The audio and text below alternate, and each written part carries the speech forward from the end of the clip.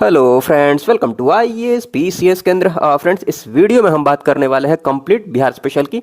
Notes की बात करें तो डिस्क्रिप्शन बॉक्स में लिंक दिया हुआ है, आप जाकर वहां से नोट्स के लिए सब्सक्रिप्शन भी ले सकते हैं। चलिए बिना किसी देरी के इस वीडियो को हम शुरू करते हैं, एक एक करके सारी बातों को डिस्कस करते हैं।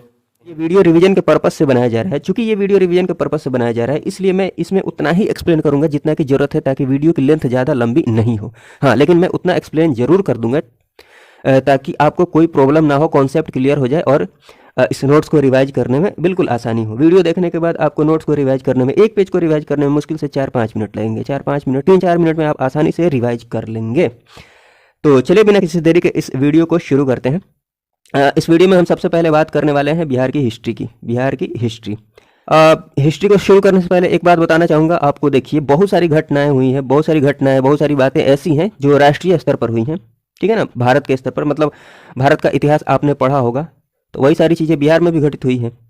ठीक, ये बात तो आप समझ पा रहे होंगे। तो मेरे कहने का मतलब ये है कि जब यहाँ पर सारी चीज़ें हम बिहार के कॉन्टेक्स्ट में देखने वाले हैं, बिहार के संदर्भ में देखने वाले हैं, इसका मतलब ये हुआ कि हम, ऐसा नहीं है कि कोई घटना हो रही है उसको हम स्टार्टिंग से देखने जाएंगे। स्टार्टिंग से देखने जाएंगे तो वीडियो की लेंथ बहुत ज़्यादा लंबी हो जाएगी। मैं ये मान के चलता हूँ कि आपने बिहार का इतिहास पढ़ लिया है। नहीं भी पढ़ा है तो कोई दिक्कत नहीं है, बाद में भी पढ़ेंगे तो समझ में आ जाएंगी चीज़ें, ठीक है। जैसे मान लीजिए सविनय अवज्ञा आंदोलन है, तो हम स्टार्टिंग से अब नहीं पढ़ने जाएंगे, कहाँ से कैसे शुरू हुआ, हल्का फुल्का मैं बता दूंगा ताकि आपको समझ में आ जाए। लेकिन हम यहाँ बिहार के कॉन्टेक्स्ट में देखेंगे। चाहे असहयोग आंदोलन हुआ, तो असहयोग आंदोलन की शुरुआत बिहार में कैसे हुई वो देखने वाले हैं, ठीक।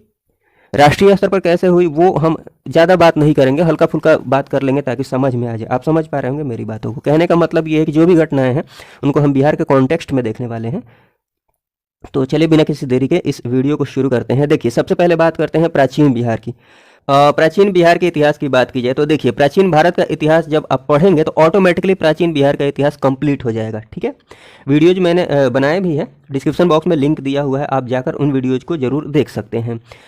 देखिए, प्राचीन भारत का जब इतिहास आप पढ़ेंगे तो ऑलमोस्ट वही चीज़ें हैं जो प्राचीन बिहार के इतिहास में है, ठीक है ना। प्राचीन भारत का इतिहास शुरू ही हो रहा है बिहार के इतिहास से, इसलिए आप इन चीज़ों को पढ़ेंगे तो ऑटोमेटिकली प्राचीन बिहार का इतिहास कंप्लीट हो जाएगा। हाँ, मध्यकालीन बिहार से पूर्व एक दो वंश हैं, इंपॉर्टेंट वंश हैं, उनको देखते हैं। उनकी बात की जाए तो एक तो है पाला डायनेस्टी, अर्थात पाल वंश है। पाल वंश का संस्थापक कौन रहा? गोपाल। इंपॉर्टेंट है, ध्यान रखिएगा। जिसने उदंतपुरी विश्वविद्यालय की स्थापना की, ठीक है ना। उदंतपुरी विश्वविद्यालय की स्थापना की, जिसको हाईलाइट किया है, जिनको भी हाईलाइट किया है वो इंपॉर्टेंट है, जिनको हाईलाइट नहीं किया उनको भी एक दो नज़र देखते रहिएगा। एग्जाम में अगर क्वेश्चन आता है तो ऑप्शन देखकर चीज़ें ऑटोमेटिकली याद आ जाती हैं, ठीक है।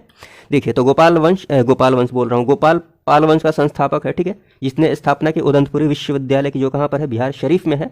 धर्मपाल की बात की जाए तो ये गोपाल का पुत्र है, धर्मपाल, ठीक, थोड़ा सा जान सकते हैं। जिसने विक्रमशिला, ये इंपॉर्टेंट है, विक्रमशिला विश्वविद्यालय की स्थापना की, जो कि कहाँ पर है? भागलपुर में है, भागलपुर में है। और ये वज्रयान का मुख्य केंद्र है, वज्रयान संप्रदाय का, ठीक है ना। ये मत है बौद्ध धर्म का, वज्रयान, महायान, ठीक है। तो उसके बाद बात की जाए देवपाल की, तो ये धर्मपाल का पुत्र है। इसके लिए देवपाल के अंतर्गत जो इंपॉर्टेंट बात है वो ये है कि ये राजधानी, ध्यान रख लीजिएगा, राजधानी इसने अपनी मुंगेर रखी थी। जावा के शासक, कहाँ का शासक? जावा का एक शासक था जिसका नाम इंपॉर्टेंट है, ध्यान रखिएगा, बालपुत्र देव। इसके आग्रह पर नालंदा में 5 गांव दान में दिए थे, किसने? देवपाल ने, ठीक है ना। वो विहार था, उसके रख रखाव के लिए 5 गांव दान में दिए थे, किसने? देवपाल ने। किसके आग्रह पर? बालपुत्र, ये नाम याद रखिएगा, बालपुत्र देव, ये इंपॉर्टेंट है, ठीक है। उसके बाद रामपाल की बात की जाए तो ये याद रखिएगा, इंपॉर्टेंट है कि अंतिम शासक था पाल वंश का। अंतिम शासक कौन था? रामपाल। और संस्थापक कौन था? गोपाल, ठीक है। ये सारी बातें हैं और ये बस आप पढ़ सकते हैं कि महिपाल फर्स्ट को पाल वंश का द्वितीय संस्थापक माना जाता है, बस पढ़ लीजिए। उसके बाद बात करते हैं कर्नाट वंश की। कर्नाट वंश का जो संस्थापक है वो कौन है? नान्यदेव, इंपॉर्टेंट है, ध्यान रखिएगा। संस्थापक याद रख लीजिए और अंतिम शासक कौन है ये याद रख लीजिए, काफ़ी है। संस्थापक है नान्यदेव और अंतिम शासक कौन है? हरिसिंह देव, हरिसिंह देव। नान्यदेव की बात की जाए तो ये संस्थापक है, इसने अपनी राजधानी सिमरवागढ़ रखी थी, जो कहाँ पर है? वर्तमान नेपाल में है। और हरिसिंह देव की बात की जाए तो इसी के काल में गयासुद्दीन तुगलक का बंगाल अभियान चला था, ठीक। ये छोटी मोटी बातें हैं, बस पढ़ सकते हैं। उसके बाद चलिए बात करते हैं मध्यकालीन बिहार में। सबसे पहले बात करते हैं तुर्क शासन की, अर्थात सल्तनत काल की। तो सल्तनत काल में सबसे पहले हम बात करते हैं बख्तियार खिलजी की, क्योंकि बख्तियार खिलजी को ही बिहार का प्रथम मुस्लिम विजेता माना जाता है। बख्तियार खिलजी। ठीक, तो एग्जाम पर्सपेक्टिव से ये इंपॉर्टेंट है, थोड़ा सा ध्यान रखिएगा। उसके बाद ये सब भी पढ़ सकते हैं आप कि 12वीं सदी के अंत में इसने आक्रमण किया था, जिसमें ये एक बात ध्यान रख सकते हैं, लक्ष्मण सेन ये सेन वंश का शासक था, ठीक है ना, बंगाल क्षेत्र में इसका शासन था। लक्ष्मण सेन वो बिना लड़े ही मतलब डर कर पलायन कर गया था, भाग गया था। ठीक, लक्ष्मण सेन। हाँ, बिहार में तुर्क सत्ता की स्थापना का जो वास्तविक श्रेय जाता है वो बख्तियार खिलजी को जाता है, तो ये ध्यान रख सकते हैं, इसको ध्यान रख सकते हैं। बिहार में तुर्क सत्ता की स्थापना का वास्तविक श्रेय किसको जाता है? बख्तियार खिलजी को, ये ध्यान रख सकते हैं। हाँ, इंपॉर्टेंट बात ये है कि उदंतपुरी तथा नालंदा विश्वविद्यालय का विध्वंस किसने करवाया था? विद्वानों का मत ये है कि बख्तियार खिलजी ने ही करवाया था, ठीक है ना, उदंतपुरी तथा नालंदा विश्वविद्यालय का विध्वंस। उसके बाद बात कर लेते हैं कि ये भी ध्यान रख सकते हैं कि बख्तियार खिलजी की हत्या किसने की थी? अली मर्दान नामक एक सैन्य अधिकारी ने की थी, ठीक ना। हाँ, बख्तियार खिलजी ने अपनी राजधानी कहाँ रखी थी इसने राजधानी? लखनौती। इसी का नाम एक अन्य नाम है लक्ष्मणवटी, जो कि ये बंगाल में है। उसके बाद बात की जाए इल्तुतमिश की, ठीक है। यहाँ पर हम सारी चीज़ें बिहार के कॉन्टेक्स्ट में देख रहे हैं। जब भारत का इतिहास आप पढ़ेंगे ना, प्राचीन भारत का इतिहास, अब बोल रहा हूँ मध्यकालीन भारत का इतिहास, तो वहाँ भी पढ़ेंगे आप इल्तुतमिश को, गयासुद्दीन तुगलक को, लेकिन हम यहाँ पर बिहार के कॉन्टेक्स्ट में चीज़ों को देख रहे हैं, तो केवल बिहार की ही बात करेंगे। इल्तुतमिश की बात की जाए तो इल्तुतमिश ने 1225 में बिहार पर आक्रमण किया था और बिहार शरीफ तथा बाढ़ पर अधिकार कर लिया था, ठीक है। लेकिन इंपॉर्टेंट बात इसमें यह है कि इल्तुतमिश के द्वारा प्रथम जो सूबेदार, प्रांतपति, गवर्नर नियुक्त किया गया था, किसको किया गया था? मलिक अलाउद्दीन जानी को नियुक्त किया गया था। ये इंपॉर्टेंट है, मलिक अलाउद्दीन जानी, ठीक है ना, प्रथम गवर्नर। उसके बाद बात की जाए गयासुद्दीन तुगलक की। गयासुद्दीन तुगलक की बात की जाए तो इसने बंगाल अभियान से वापसी के दौरान, अभी हमने बात की थी गयासुद्दीन तुगलक की, तो बंगाल अभियान से वापसी के दौरान इसने हरि सिंह देव को हराया था 1324 में। हरि सिंह देव ये कौन है?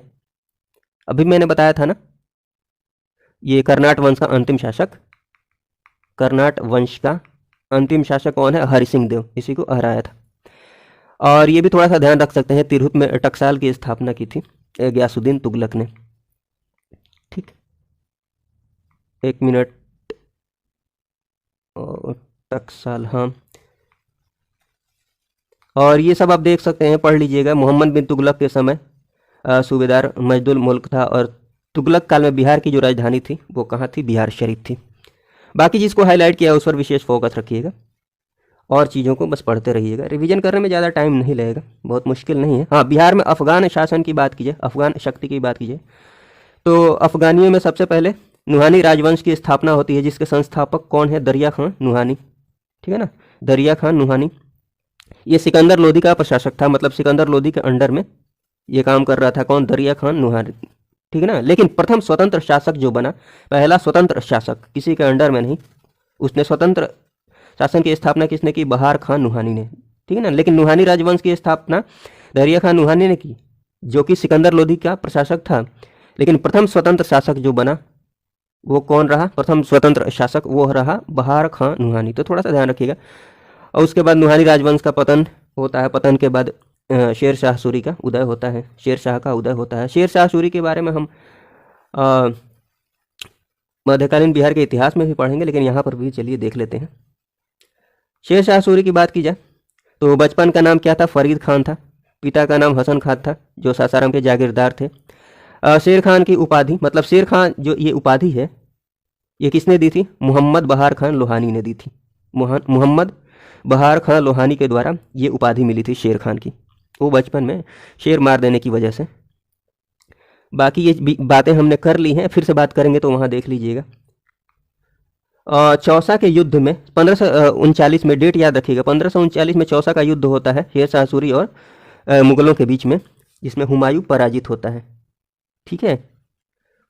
तो इसी विजय के बाद शेर शाह की उपाधि धारण करता है कौन? फरीद खान। शेर शाह की उपाधि धारण करता है शेर खान, काय की उपाधि धारण करता है? शेर शाह की। कब? चौसा के युद्ध जीतने के बाद, चौसा का युद्ध जीतने के बाद।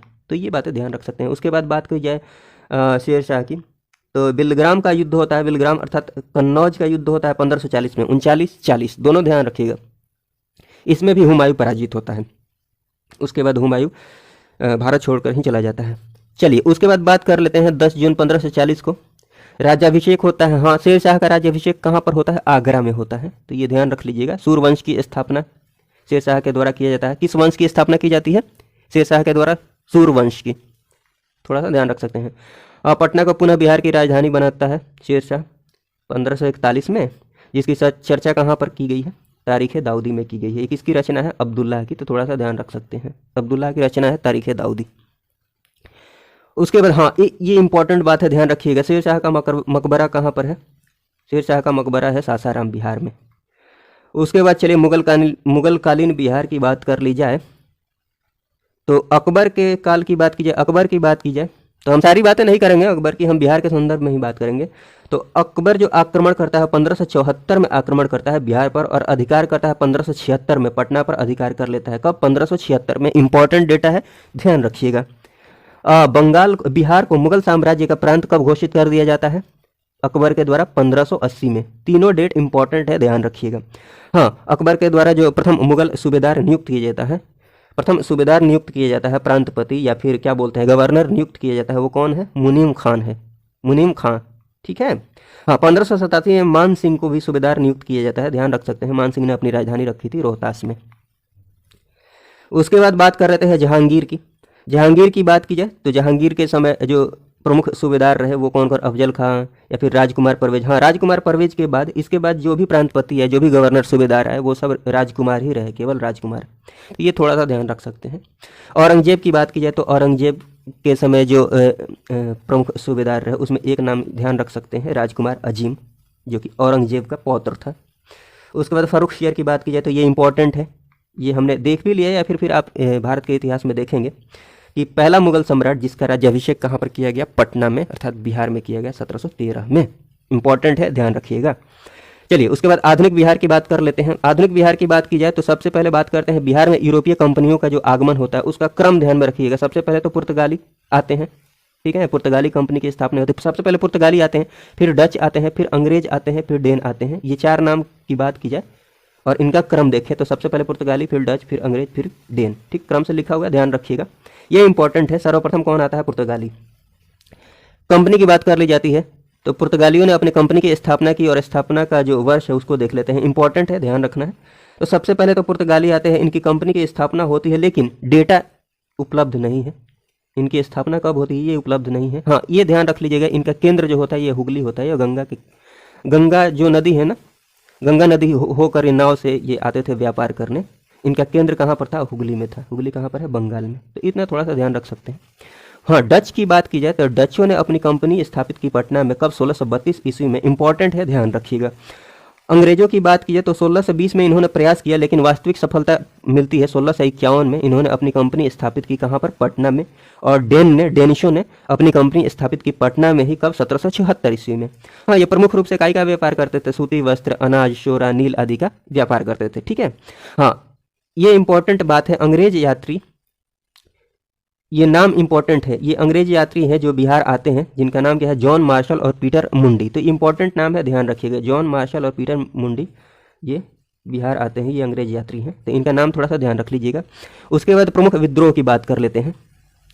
पहले भी हमने बात कर ली है, लेकिन हल्का फुल्का इसमें भी बात कर लेते हैं। नोनिया विद्रोह की बात की जाए, नोनिया विद्रोह, तो ये टाइम पीरियड याद रखिएगा, 1770-1800 ईस्वी के बीच में हुआ था ये विद्रोह। कारण क्या था? शोरा उत्पादन में उचित मूल्य नहीं मिल पा रहा था। किनको? शोरा उत्पादकों को, जो उत्पादन कर रहे थे यहाँ के नोनिया, मतलब विशेष रूप से इनका काम था नोनिया का, नोनिया लोगों का काम था, ये शोरा उत्पादन करते थे, लेकिन इनको उचित मूल्य नहीं मिल पा रहे थे, इसी कारण से ये विद्रोह हुआ। इसका नेतृत्व सामूहिक रूप से देखा जाए तो नोनिया समुदाय द्वारा किया गया था। क्षेत्र क्या रहा था? तिरहुत, हाजीपुर, सारण, पूर्णिया, ये सब। लेकिन खाली इसमें इंपॉर्टेंट ये नोनिया विद्रोह जो हुआ था ना, जिसके पीछे कारण क्या था? शोरा उत्पादन में उचित मूल्य नहीं मिल पाना। उसके बाद बात कर ली जाए तमाड़ विद्रोह की, तो ये टाइम पीरियड ध्यान रखिएगा, 1789-94। कारण था जमींदारों द्वारा शोषण। नेतृत्व किया था विष्णु मुंडा और मौजी मुंडा ने। क्षेत्र छोटा नागपुर। कोल विद्रोह की बात की जाए तो 1831-32 इंपॉर्टेंट डेट है, याद रखिएगा ये टाइम पीरियड, 1831-32। नेतृत्व किसने किया था? बुद्धो भगत ने। इंपॉर्टेंट है, ध्यान रखिएगा। क्षेत्र आप देख लीजिए, छोटा नागपुर, ठीक है। उसके बाद लोटा विद्रोह की बात की जाए, इंपॉर्टेंट है, ध्यान रखिएगा। कारण है पीतल की जगह पर मिट्टी का लोटा दे दिया जाता है। मुजफ्फरपुर, ये जो क्षेत्र की बात की जाए, मुजफ्फरपुर जेल की घटना है ये, मुजफ्फरपुर जेल में कैदियों को पीतल की लोटा की जगह पर क्या दिया जाता है, मिट्टी का लोटा। ठीक, इस कारण से लोटा विद्रोह होता है। तो ये ध्यान रखिएगा, इंपॉर्टेंट है पूरा का पूरा ये भी इंपॉर्टेंट है। मुजफ्फरपुर जेल, पीतल की जगह मिट्टी का लोटा, लोटा विद्रोह। संथाल विद्रोह की बात की जाए तो ये तो बहुत इंपॉर्टेंट है। संथाल विद्रोह की बात करते हैं तो ये कारण, इसके पीछे का कारण क्या था, दीकुओं द्वारा शोषण। दीकु अर्थात ये जो जहाँ रहते थे ना, बाहर से जो भी लोग आते थे उनको ये दीकु बोलते थे। बाहर से जो भी लोग, बाहर से जो अंग्रेज अधिकारी आए थे, जमींदार आए थे, जो भी लोग आए थे वो सब दीकु थे। तो दीकुओं द्वारा शोषण किया जाता था, उनकी वजह से संथाल विद्रोह हुआ, जिसका नेतृत्व बहुत इंपॉर्टेंट, ध्यान रखिएगा, सिद्धू कान्हू। ये तो बहुत जरूरी है, ये दोनों नाम जरूर याद रखिएगा, साथ में ये भी याद रखिएगा, चांद और भैरव। ठीक है, क्षेत्र याद रख लीजिएगा, झारखंड का दामने कोह जो है विशेष रूप से इधर की तरफ हुआ था, और बिहार में भी। और मुंडा विद्रोह की बात की जाए, इंपॉर्टेंट है, बहुत इंपॉर्टेंट है। हाँ, टाइम पीरियड जरूर ध्यान रखिएगा। संथाल विद्रोह में भी 1855-56, मुंडा विद्रोह में भी 1895-1900। इसको उलगुलान विद्रोह भी बोलते हैं। कारण क्या था, ये सामूहिक खेती करते थे, ठीक ना, जिसको बोला जाता खुंटकट्टी। तो इसका अतिक्रमण, इसको खत्म करने का प्रयास किया गया दीकुओं द्वारा, जो बाहर से लोग आए थे, इनके द्वारा अतिक्रमण किया गया, खत्म करने का प्रयास किया गया। इसके कारण से मुंडा विद्रोह हुआ, ठीक है ना, जिसका नेतृत्व किसने किया था, बहुत इंपॉर्टेंट है, बिरसा मुंडा ने। ठीक है, क्षेत्र छोटा नागपुर था। ठीक है, उसके बाद बात करते हैं ताना भगत आंदोलन की बात की जाए तो इसका नेतृत्व किसने किया था, इसका नेतृत्व किया था जतरा भगत ने। ठीक, तो ये बस इतना ध्यान रख लेंगे तो काम चल जाएगा। वहाबी आंदोलन की बात की जाए तो देखिए, मुस्लिमों में जो कुरीतियाँ व्याप्त हो गई थी, या फिर पाश्चात्य संस्कृति जो आ रही थी, उसको दूर करने के लिए, मुसलमानों का उत्थान करने के लिए इस आंदोलन को शुरू किया गया, जिसकी बात की जाए तो भारत में इसकी स्थापना किसने की थी, सैयद अहमद बरेलवी ने। ठीक है ना, नाम याद रखिएगा, इंपॉर्टेंट है। प्रमुख केंद्र जो रहा था वो पटना रहा था 1830 के दशक में। बहुत इंपॉर्टेंट डेटा है, ध्यान रखिएगा। 1830 के दशक में पटना प्रमुख केंद्र रहा था। प्रमुख नेता कौन रहे थे, विलायत अली, इनायत अली, मोहम्मद हुसैन, फरहत हुसैन। ठीक, ये दो नाम जरूर याद रखिएगा, ये भी ध्यान में रखिएगा। ठीक है, उसके बाद बात करते हैं 1857 की क्रांति की। ये तो बहुत ही इंपॉर्टेंट है, बट यहाँ पर हम बिहार के संदर्भ में ही चीज़ों को देखेंगे खाली। और तो ये बातें हमने तो पहले भी कर ही ली है। प्रारंभ इसका जो होता है ना बिहार में, 1857 की क्रांति की बात कीजिए तो इसका प्रारंभ होता है 12 जून 1857 को। कहाँ से, रोहिणी से। रोहिणी कहाँ पर है, वर्तमान झारखंड में है। रोहिणी एक गाँव है, ठीक है ना, ये झारखंड में, देवघर जिला में। तो प्रारंभ होता है यहाँ से। पटना की बात कीजिए, उसके बाद आता है, उसके बाद ये क्रांति की लहर आती है पटना में। पटना में नेतृत्व कौन करता है, पीर अली। ये एक पुस्तक विक्रेता थे, जिसका दमन कर दिया जाता है विलियम टेलर के द्वारा, और बाद में पीर अली को फांसी दे दी जाती है। ठीक है ना, तो रोहिणी, पटना, फिर मुजफ्फरपुर, जगदीशपुर, तो ये क्रम है। हाँ, जगदीशपुर में बात की जाए तो जगदीशपुर अर्थात आरा से नेतृत्व कौन करता है, वीर कुंवर सिंह। बहुत इंपॉर्टेंट नाम है, ध्यान जरूर रखिएगा। उसके बाद बात करते हैं होम रूल लीग आंदोलन की। तो अब सारी चीज़ें हम बिहार के संदर्भ में देखेंगे, क्योंकि ये सारी घटनाएं केंद्रीय स्तर पर भी हुई हैं, राष्ट्रीय स्तर पर हुई हैं, ठीक है ना, लेकिन हम बिहार के संदर्भ में चीज़ों को देखते हैं। तो होम रूल लीग की बात की जाए, 1916 में होम रूल लीग आंदोलन की शुरुआत होती है, लेकिन बिहार के संदर्भ में हम बात कर रहे हैं। बिहार में इसकी स्थापना होती है 16 दिसंबर 1916 को। 16 दिसंबर 1916 को कहाँ पर, पटना में, बांकीपुर पटना में। ठीक है, जिसकी अध्यक्षता किसने की, मजहरुल हक ने। इंपॉर्टेंट है, ध्यान रखिएगा। सचिव कौन रहे, चंद्रवंशी सहाय और वैद्यनाथ नारायण सिंह। उसके बाद बात करते हैं चंपारण सत्याग्रह की। चंपारण सत्याग्रह की बात की जाए तो ये तो आप जानते हैं 1917 में चंपारण सत्याग्रह हुआ था। महात्मा गांधी का भारत में प्रथम सत्याग्रह था और सफल भी रहा था। ये 3 कठिया प्रणाली के विरुद्ध था। नील की जो खेती होती थी ना, उसमें ये अंग्रेजों के द्वारा ये फिक्स कर दिया गया था कि 20 कट्ठे में, अर्थात 1 बीघा में 3 कट्ठे के खेत में, 3 कट्ठा में आपको नील की खेती करना अनिवार्य है, जरूरी है। और नील की खेती से, अब देखिए, एक तो उचित दाम नहीं मिलता था, उसके बाद नील की खेती करने से भूमि की जो उत्पादन क्षमता थी, उसकी उर्वरता थी, वो बहुत तेज़ी से ख़त्म होती जा रही थी। ठीक, तो इसका विरोध कर रहे थे, इससे परेशान थे वहाँ के किसान परेशान थे इससे। तो इसलिए 3 कट्ठिया प्रणाली के विरुद्ध ये चंपारण सत्याग्रह किया गया था। ठीक है ना, 20 कट्ठा में 3 कट्ठे पर नील की खेती करना अनिवार्य किया गया था, इसलिए तो 3 कट्ठिया प्रणाली के विरुद्ध ये सत्याग्रह किया गया था। हाँ, चंपारण सत्याग्रह की बात की जाए तो महात्मा गांधी को जो आमंत्रण दिया जाता है इस सत्याग्रह के लिए, मतलब यहाँ पर आकर हमारे किसानों की समस्या को देखिए, कुछ करिए, तो इसके लिए जो आमंत्रण दिया जाता है वो राजकुमार शुक्ल के द्वारा दिया जाता है। राजकुमार शुक्ल के द्वारा दिया जाता है। कहाँ पर राजकुमार शुक्ल मिलते हैं महात्मा गांधी से? जो कांग्रेस का अधिवेशन होता है ना लखनऊ में, वहाँ पर ये आमंत्रण देते हैं 1916 में। तो थोड़ा सा आप खाली ये ध्यान रख लीजिए कि आमंत्रण महात्मा गांधी को कौन देता है? राजकुमार शुक्ल। हाँ, प्रमुख सहयोगी कौन रहे ये भी नाम थोड़ा थोड़ा ध्यान रख लीजिएगा। राजेंद्र प्रसाद रहे, अनुग्रह नारायण सिंह रहे, मजहरुल हक रहे, ब्रजकिशोर प्रसाद, ये सब रहे, ठीक है ना। हाँ, एक समिति की स्थापना होती है, एक समिति बनाई जाती है इस सत्याग्रह के दौरान, ताकि वो जांच कर सके क्या सही है क्या गलत है, जिसका नाम है चंपारण एग्रेरियन समिति। इसका गठन कौन करता है?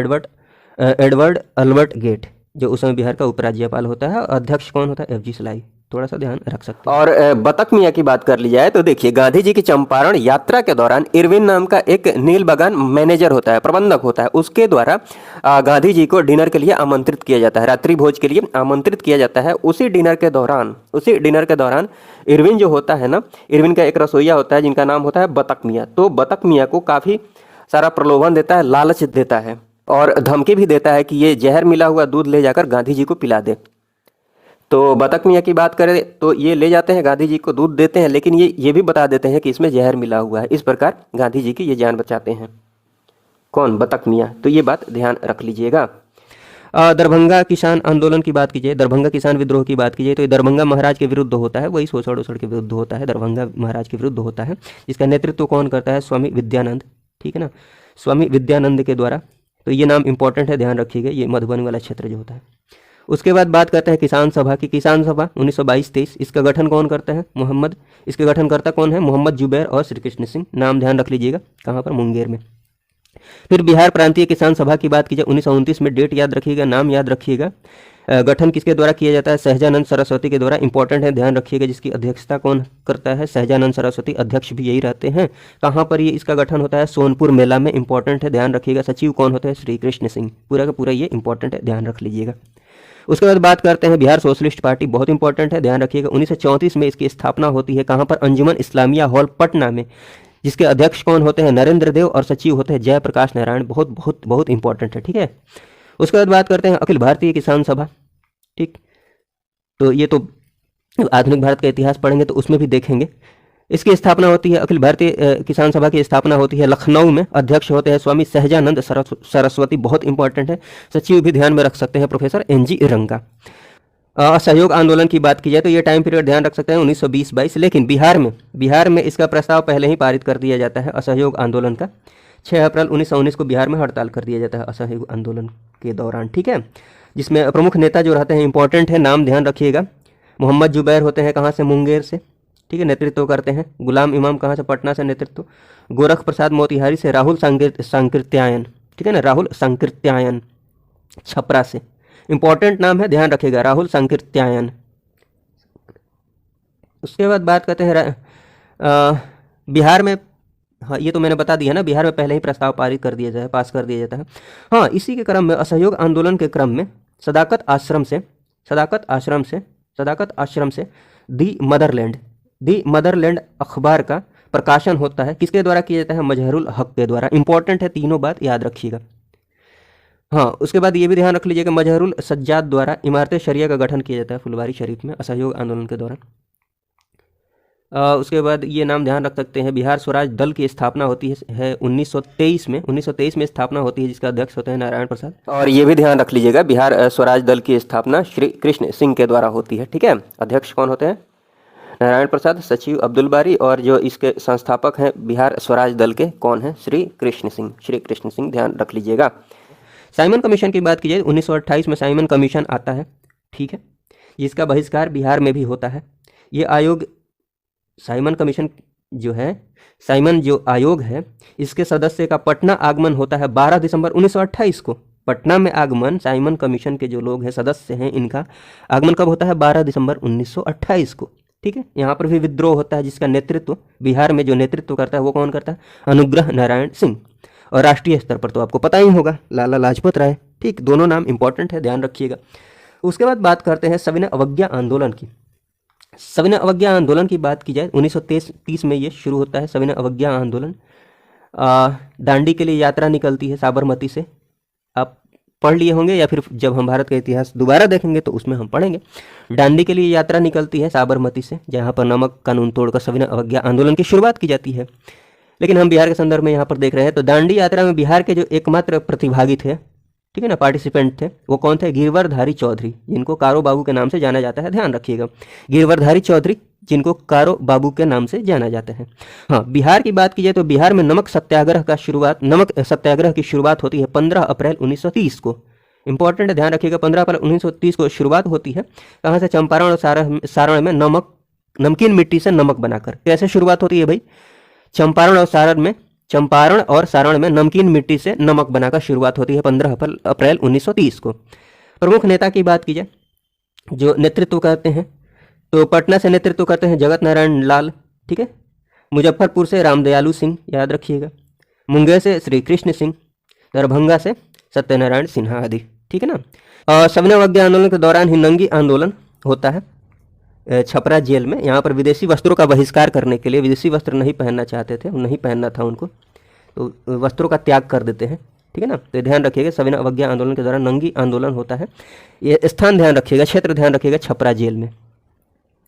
उसके बाद बात करते हैं, हाँ ये भी ध्यान रखिएगा, चौकीदारी कर बंद करने के लिए भी आंदोलन किया जाता है सविनय अवज्ञा आंदोलन के दौरान। इंपॉर्टेंट है, ध्यान रखिएगा, चौकीदारी कर सविनय अवज्ञा आंदोलन के दौरान।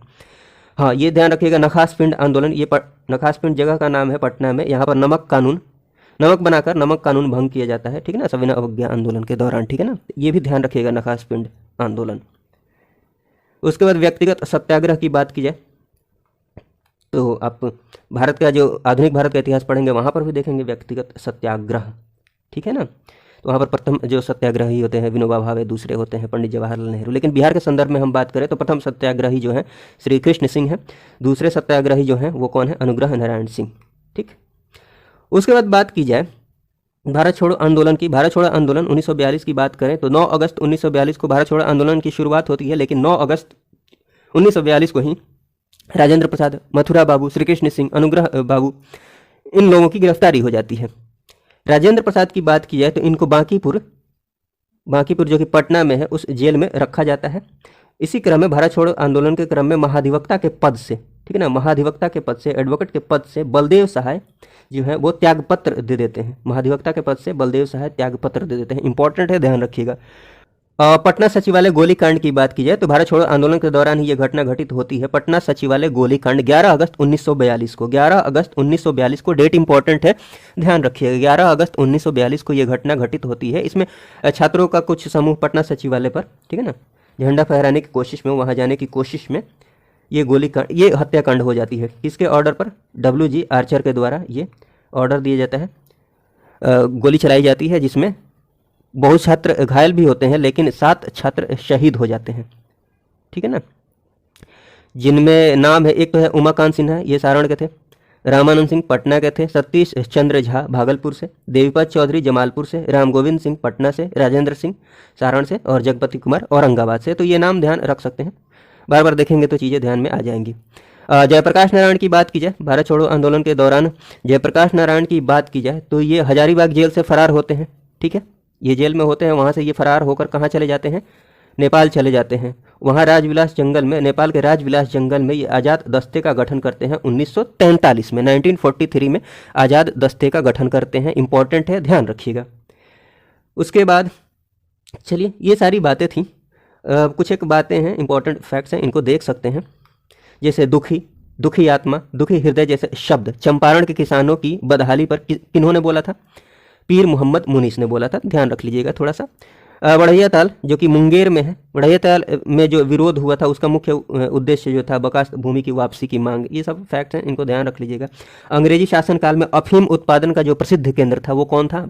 बिहार था। इंपॉर्टेंट है, ध्यान रखिएगा। 1855 में वही संथाल विद्रोह जब हुआ, अंग्रेजी कमांडर मेजर बारो को हराया था संथालों ने, तो ये थोड़ा सा ध्यान रख लीजिएगा, फैक्ट है। उसके बाद 1857 के विद्रोह का क्रम मैंने अभी बोल ही दिया था, रोहिणी, पटना, मुजफ्फरपुर, जगदीशपुर। अगर इन 4 नामों को देखा जाए तो सबसे पहले रोहिणी में, फिर पटना, फिर ये इस विद्रोह की लहर कहाँ पर आती है? मुजफ्फरपुर में, फिर जगदीशपुर।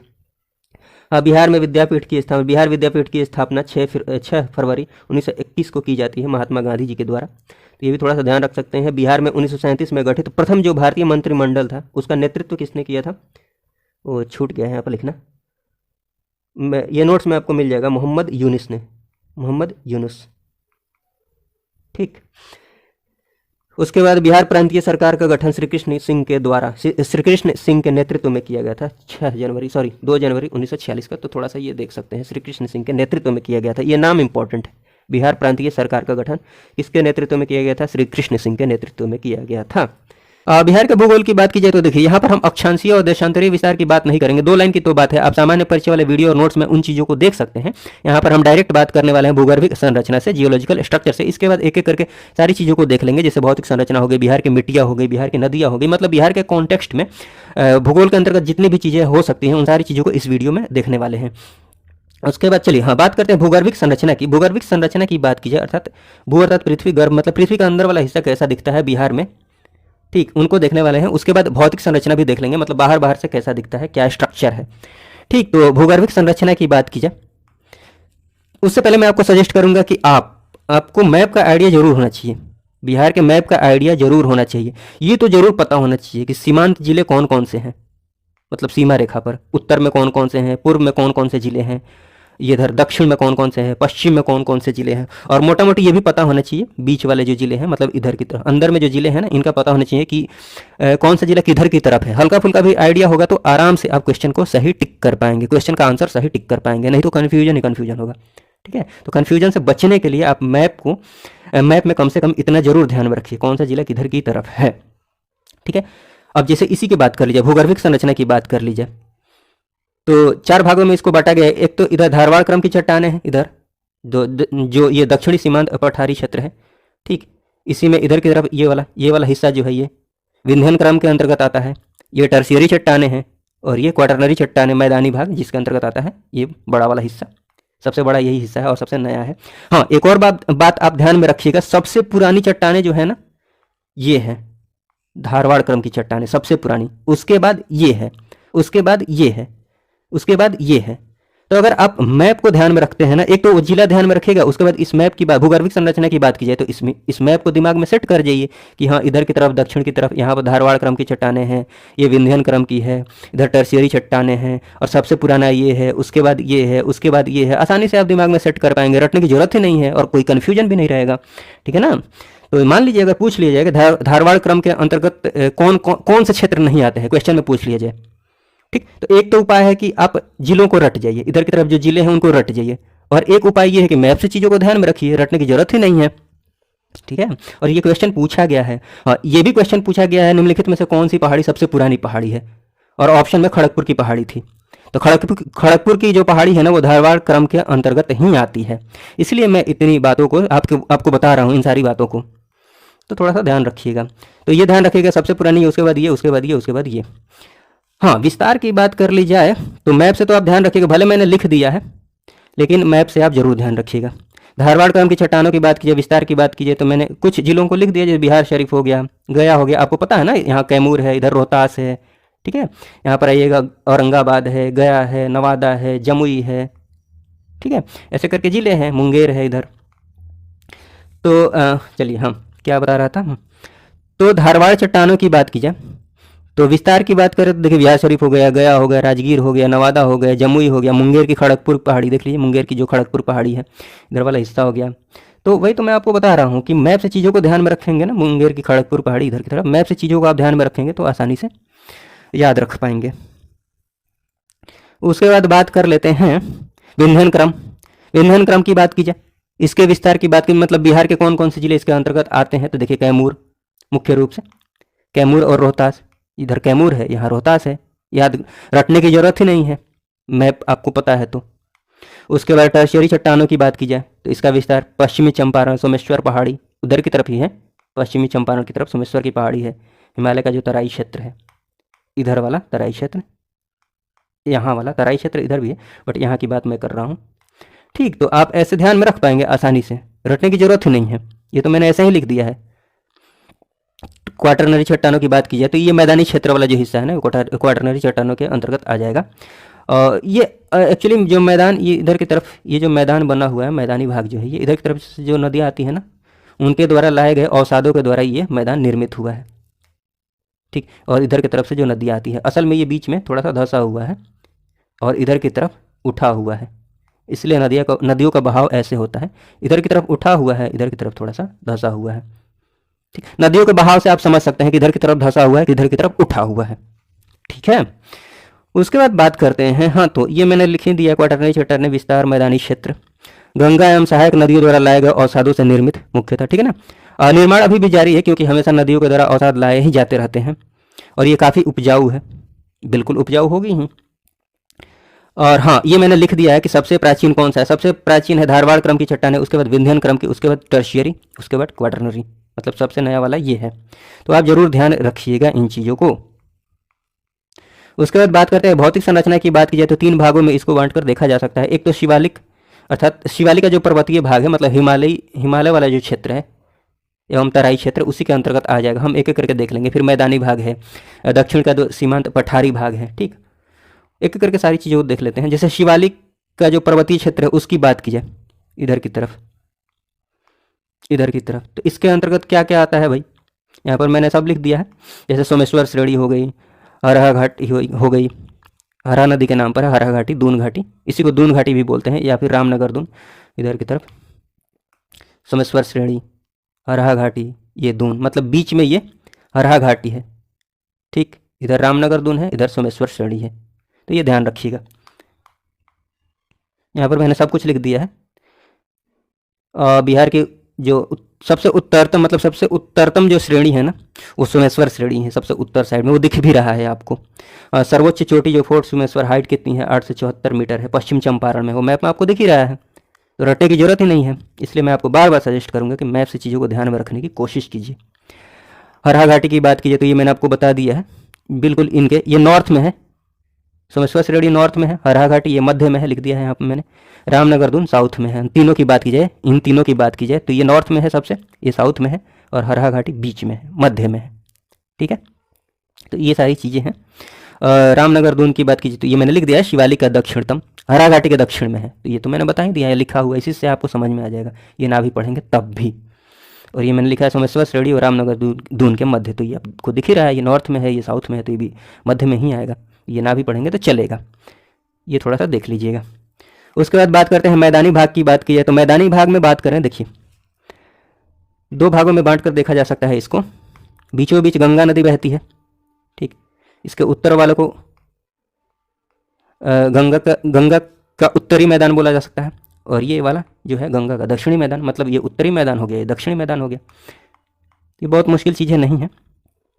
तो मैदानी भाग के अंतर्गत आप ये देख ही सकते हैं कि ये उत्तरी गंगा का मैदान हो गया, ये गंगा का दक्षिणी मैदान हो गया। इधर की तरफ आप ध्यान रख सकते हैं, उत्तरी गंगा के मैदान की तरफ की प्रमुख जो दोआब है, दोआब अर्थात दो, मतलब दो तो समझ में आ ही रहा है, आब मतलब पानी, मतलब 2 नदियों के बीच में, यहाँ आब नदी के लिए यूज किया गया है।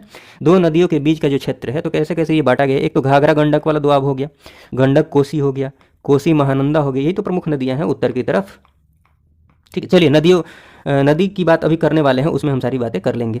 फिलहाल आप इतना ध्यान रखिए, उत्तर की तरफ जो प्रमुख नदियाँ हैं वो कौन कौन सी है, घाघरा है, गंडक है, बूढ़ी गंडक है, बागमती, कोसी, महानंदा, अभी हम देखने वाले हैं अच्छे से। गंगा का जो दक्षिणी मैदान है, इधर की तरफ जो प्रमुख नदियाँ हैं, कर्मनाशा है, सोन है, पुनपुन है, फल्गु है, क्यूल है, ये सब नदियाँ हैं, प्रमुख नदियाँ हैं दक्षिण की तरफ। अभी एक एक करके सारी चीज़ों को देखेंगे। हाँ, ये देख लीजिए, दक्षिण का जो सीमांत पठारी भाग है, सीमांत पठारी भाग, तो वो आपको यहीं पर दिख गया है आपको, ये वाला, ये पूरा हिस्सा, जिसमें ये वाला हो गया धारवाड़ क्रम के अंतर्गत आ जाएगा, ये विंध्यन क्रम के अंतर्गत आ जाएगा, मतलब यहाँ इधर मुंगेर से लेकर इधर बांका तक। समझ पा रहे होंगे आप चीज़ों को। वही यहाँ पर मैंने लिखा होगा, मुंगेर बोल रहा हूँ, क्या नाम है उसका, कैमूर से लेकर बांका तक। तो दक्षिण का जो सीमांत पठारी भाग है वो पश्चिम में कैमूर से लेकर पूर्व में मुंगेर एवं बांका तक फैला हुआ है। ठीक, जो नैरो स्ट्रिप है, संकीर्ण पट्टी है। तो ये तो मैप में देख ही चुके हैं, इसीलिए मैं आपको बार बार बोल रहा हूँ, मैप से अगर चीज़ों को समझना आप सीख गए, फिर तो बहुत ही आसान हो जाएगा कुछ भी पढ़ना, कम से कम भूगोल पढ़ना बहुत आसान हो जाएगा। बात करते हैं बिहार की मिट्टियों की। बिहार की मिट्टियों की बात की जाए तो देखिए, मैंने ये वाला मैप यूज किया है, हो सकता है आप बिहार की मिट्टियों से संबंधित अलग मैप भी देख सकते हैं, लेकिन ये वाला मैप मैंने इसलिए यूज किया है क्योंकि अभी जो बीपीएससी में क्वेश्चंस पूछे गए हैं वो सारे क्वेश्चंस इस वाले मैप से सही सॉल्व हो पा रहे हैं, अच्छे से सॉल्व हो जा रहे हैं, इसलिए ये वाला मैप यूज किया। अगर कोई करेक्शन होता है तो मैं अपडेट कर दूंगा, फिलहाल आप इस मैप को ध्यान रख सकते हैं। देखिए, मिट्टियों की बात की जाए तो मिट्टियों में बहुत कुछ पढ़ने को नहीं है। एग्जाम पर्सपेक्टिव से बात की जाए, जो क्वेश्चंस पूछे जाते हैं, तो मोटा मोटी आपको आइडिया हो ना कि कौन सी मिट्टी का विस्तार किधर की तरफ है, कौन कौन से जिलों की तरफ है, तो आसानी से क्वेश्चंस को आप हल कर पाएंगे, आसानी से क्वेश्चंस को टैकल कर पाएंगे। बाकी पढ़ने को बहुत सारी चीज़ें हैं, बट जो हाईलाइटेड चीज़ें हैं उन पर आप फोकस करते हैं, आपका काम हो जाएगा। उसके बाद अगर टाइम मिलता है तो जो हाईलाइट नहीं किया हुआ है उनको बस ऐसे ही देख सकते हैं एक नज़र। चलिए एक एक करके सारी चीज़ों को देख लेते हैं। 3 भागों में इसको हम देखेंगे। एक तो उत्तर बिहार की जो मैदानी मिट्टी है, उत्तर बिहार की, उसके बाद दक्षिण बिहार की, उसके बाद दक्षिण में है जो सीमांत पठारी क्षेत्र है जो पर्वत और पत्थर वाला क्षेत्र है, उधर की मिट्टी किस टाइप की है, कौन कौन सी मिट्टियाँ, उनको भी हम देख लेंगे। तो सबसे पहले बात करते हैं उत्तर की मैदानी मिट्टी, उत्तर की मैदानी मिट्टी। ठीक, तो उत्तर बिहार की मिट्टियों की बात की जाए तो उसमें सबसे पहले बात करते हैं पर्वत पदीय मतलब पर्वत का जो निचला वाला हिस्सा है, पैर वाला हिस्सा है, पद मतलब पैर, पर्वत का जो निचला वाला हिस्सा है, पैर का हिस्सा है, उधर की तरफ जो मिट्टी है, ठीक, उनकी बात करते हैं। तो इधर ये किधर की तरफ है, किधर की तरफ पर्वत है, बताइए। इसको रटने की जरूरत है ही नहीं, यही तो है यहाँ पर। पश्चिम, इधर हो गया पश्चिम, इधर हो गया उत्तर, पश्चिमोत्तर साइड में, बिहार के पश्चिमोत्तर में। और ये वाला हिस्सा कौन सा है, पश्चिमी चंपारण वाला है। ठीक है, तो रटने की जरूरत नहीं पड़ेगी अगर आपको मैप ध्यान में रहेगा तो पर्वत पदीय मिट्टी की बात कीजिए तो ध्यान रखिएगा, हाँ, इसी को पिडमुंट स्वैम्प मिट्टी भी बोलते हैं। भावर क्षेत्र इधर की तरफ मिलेगा आपको। भावर क्षेत्र और तराई क्षेत्र में थोड़ा सा डिफरेंस बता देता हूँ आपको। देखिए, जब नदियाँ इधर से नदियाँ निकल कर आती हैं ना, नदियाँ इधर की तरफ आती हैं, तो पर्वतों के नीचे बहुत सारे कंकड़ पत्थर भी होते हैं, कंकड़ पत्थर होते हैं मोटे मोटे। तो नदियाँ जब आती है तो उसमें विलुप्त हो जाती हैं, वो वाला भावर क्षेत्र है। मतलब नदियाँ जो है ना नीचे नीचे बहती हैं, कंकड़ पत्थर के नीचे नीचे। ठीक, फिर कुछ दूरी पर आगे आकर फिर नदियाँ ऊपर की तरफ दिखने लगती हैं। दलदली क्षेत्र जो दिखेगा वो तराई वाला क्षेत्र है, मतलब नदियाँ यहाँ से निकलना शुरू होती हैं तराई क्षेत्र से। आप समझ पाएंगे, मोटा मोटी इतना ध्यान में रखेंगे तो आपको कोई दिक्कत नहीं होगी। तो ये आप ध्यान रख लीजिएगा, पर्वत पदीय मिट्टी किधर की तरफ है, पश्चिमोत्तर बिहार। ठीक, मैप में आपको दिख ही रहा है, रटने की जरूरत है नहीं। पिडमुंट स्वैम्प मिट्टी ध्यान रखिएगा, एग्जाम में पूछा गया है कि कहाँ पर पाई जाती है, तो पश्चिम चंपारण में ऑप्शन में था ये। और रंग आप ना भी देखें तो चलेगा, क्योंकि बहुत सारे रंग हैं, कन्फ्यूजन भी हो जाएगा, तो ज़रूरत नहीं है आपको। लास्ट में अगर मन करे, सब कुछ पढ़ लिया है, मन कर रहा है कि रंग कैसा होता है, तो देख सकते हैं। मैं तो सजेस्ट करूँगा कि ना भी देखें तो चलता है, बट मैंने लिख दिया है। तो रंग की बात की जाए तो गहरा भूरा या पीला रंग होता है, बहुत इंपॉर्टेंट नहीं है रंग, ध्यान रखना। हाँ, लाल रंग किस वजह से होता है मिट्टी में, या भारत के भूगोल में भी देखेंगे, पढ़े होंगे, चाहे देखेंगे, ठीक है ना, लौह तत्व की वजह से होता है, तो ये आप ध्यान रख सकते हैं। बट सबका अलग अलग रंग ध्यान रखना जरूरी नहीं है। देखिए, तराई क्षेत्र की मिट्टी की बात की जाए तो बिहार नेपाल की जो सीमा है ना, उसके साथ पश्चिम चंपारण से कहाँ तक, किशनगंज तक, ये वाला तराई क्षेत्र है। अभी तो मैंने बताया पश्चिम चंपारण इधर है, यहाँ से लेकर ये पूर्व में कहाँ तक, इधर सबसे पूर्वी जिला कौन सा है बिहार का, किशनगंज है। सबसे पश्चिमी इधर की तरफ, पश्चिमोत्तर में आ जाइए, सबसे पश्चिमी, सॉरी मैंने गलत बोल दिया, सबसे पश्चिमी इधर की तरफ है, यहाँ कैमूर।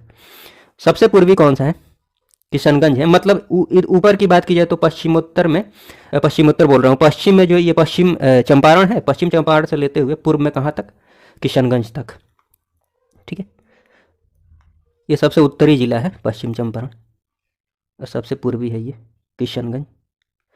और उसके बाद बात करते हैं तराई क्षेत्र की बात कर लीजिए। तराई क्षेत्र की बात कर ली गई। रंग आप देख सकते हैं, रंग इसका मिट्टी का जो होता है भूरा तथा हल्का पीला होता है। और उधर की तरफ पत्थर वत्थर है, कंकड़ पत्थर, बहुत ज़्यादा उपजाऊ तो नहीं होते हैं। बहुत ज़्यादा उपजाऊ जो होते हैं वो जलोढ़ मिट्टी होती है। ठीक, उसमें भी नवीन जलोढ़, जिसको खादर मिट्टी बोलते हैं। हाँ, एक और बात ध्यान रखिएगा कि जलोढ़ मिट्टी जो है ना, इसी को बोला जाता है कछारी मिट्टी या फिर दोमट मिट्टी, इसका अन्य नाम है। ठीक, जलोढ़ मिट्टी को ही बोला जाता है कछारी या दोमट। और बिहार के अधिकांशतः क्षेत्र में जलोढ़ मिट्टी ही पाई जाती है, कछारी मिट्टी पाई जाती है। ये क्वेश्चन पूछा गया है बीपीएससी में, इसलिए इसको ध्यान रखिएगा। और मैप में भी आप देख लेंगे कि इसका विस्तार ज़्यादा है, रटने की जरूरत है नहीं। तो सबसे पहले बात करते हैं नवीन जलोढ़ मिट्टी की। जलोढ़ मिट्टी में सबसे पहले नवीन जलोढ़ मिट्टी की बात की जाए, नवीन जलोढ़ को ही खादर मिट्टी बोलते हैं। नवीन जलोढ़ इसलिए क्योंकि हर साल नवीन जलोढ़ मिट्टी का विकास होता है। हर साल जो बाढ़ आती है ना, मतलब बाढ़ की वजह से मिट्टियाँ लाई जाती हैं, उसकी वजह से नवीन जलोढ़ मिट्टी का विकास निर्माण होता है। यहाँ पर मैंने लिख भी दिया है, निरंतर बाढ़ की वजह से नदियों के द्वारा जो बाढ़ आती है, ठीक, इसका विकास होता है। काफ़ी उर्वर होती है, काफ़ी उपजाऊ होती है, यहाँ मैंने लिख भी दिया है नवीन जलोढ़ मिट्टी। ये बात ध्यान रखिएगा और ये भी बात ध्यान रखिएगा। और नवीन जलोढ़ को खादर बोलते हैं।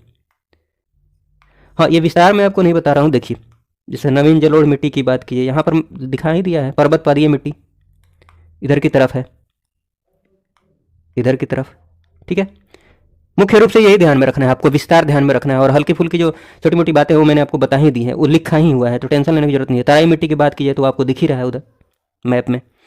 फिर बांगर मिट्टी, खादर मिट्टी के बाद बांगर अभी देखने वाला है। खादर मिट्टी की बात कीजिए तो ये वाला जो हिस्सा हो गया, ठीक है ना।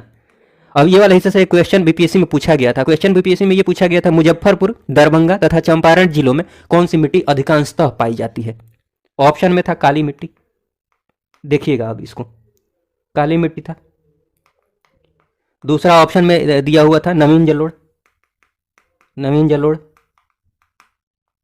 उसके बाद था प्राचीन जलोढ़ मतलब पुरानी।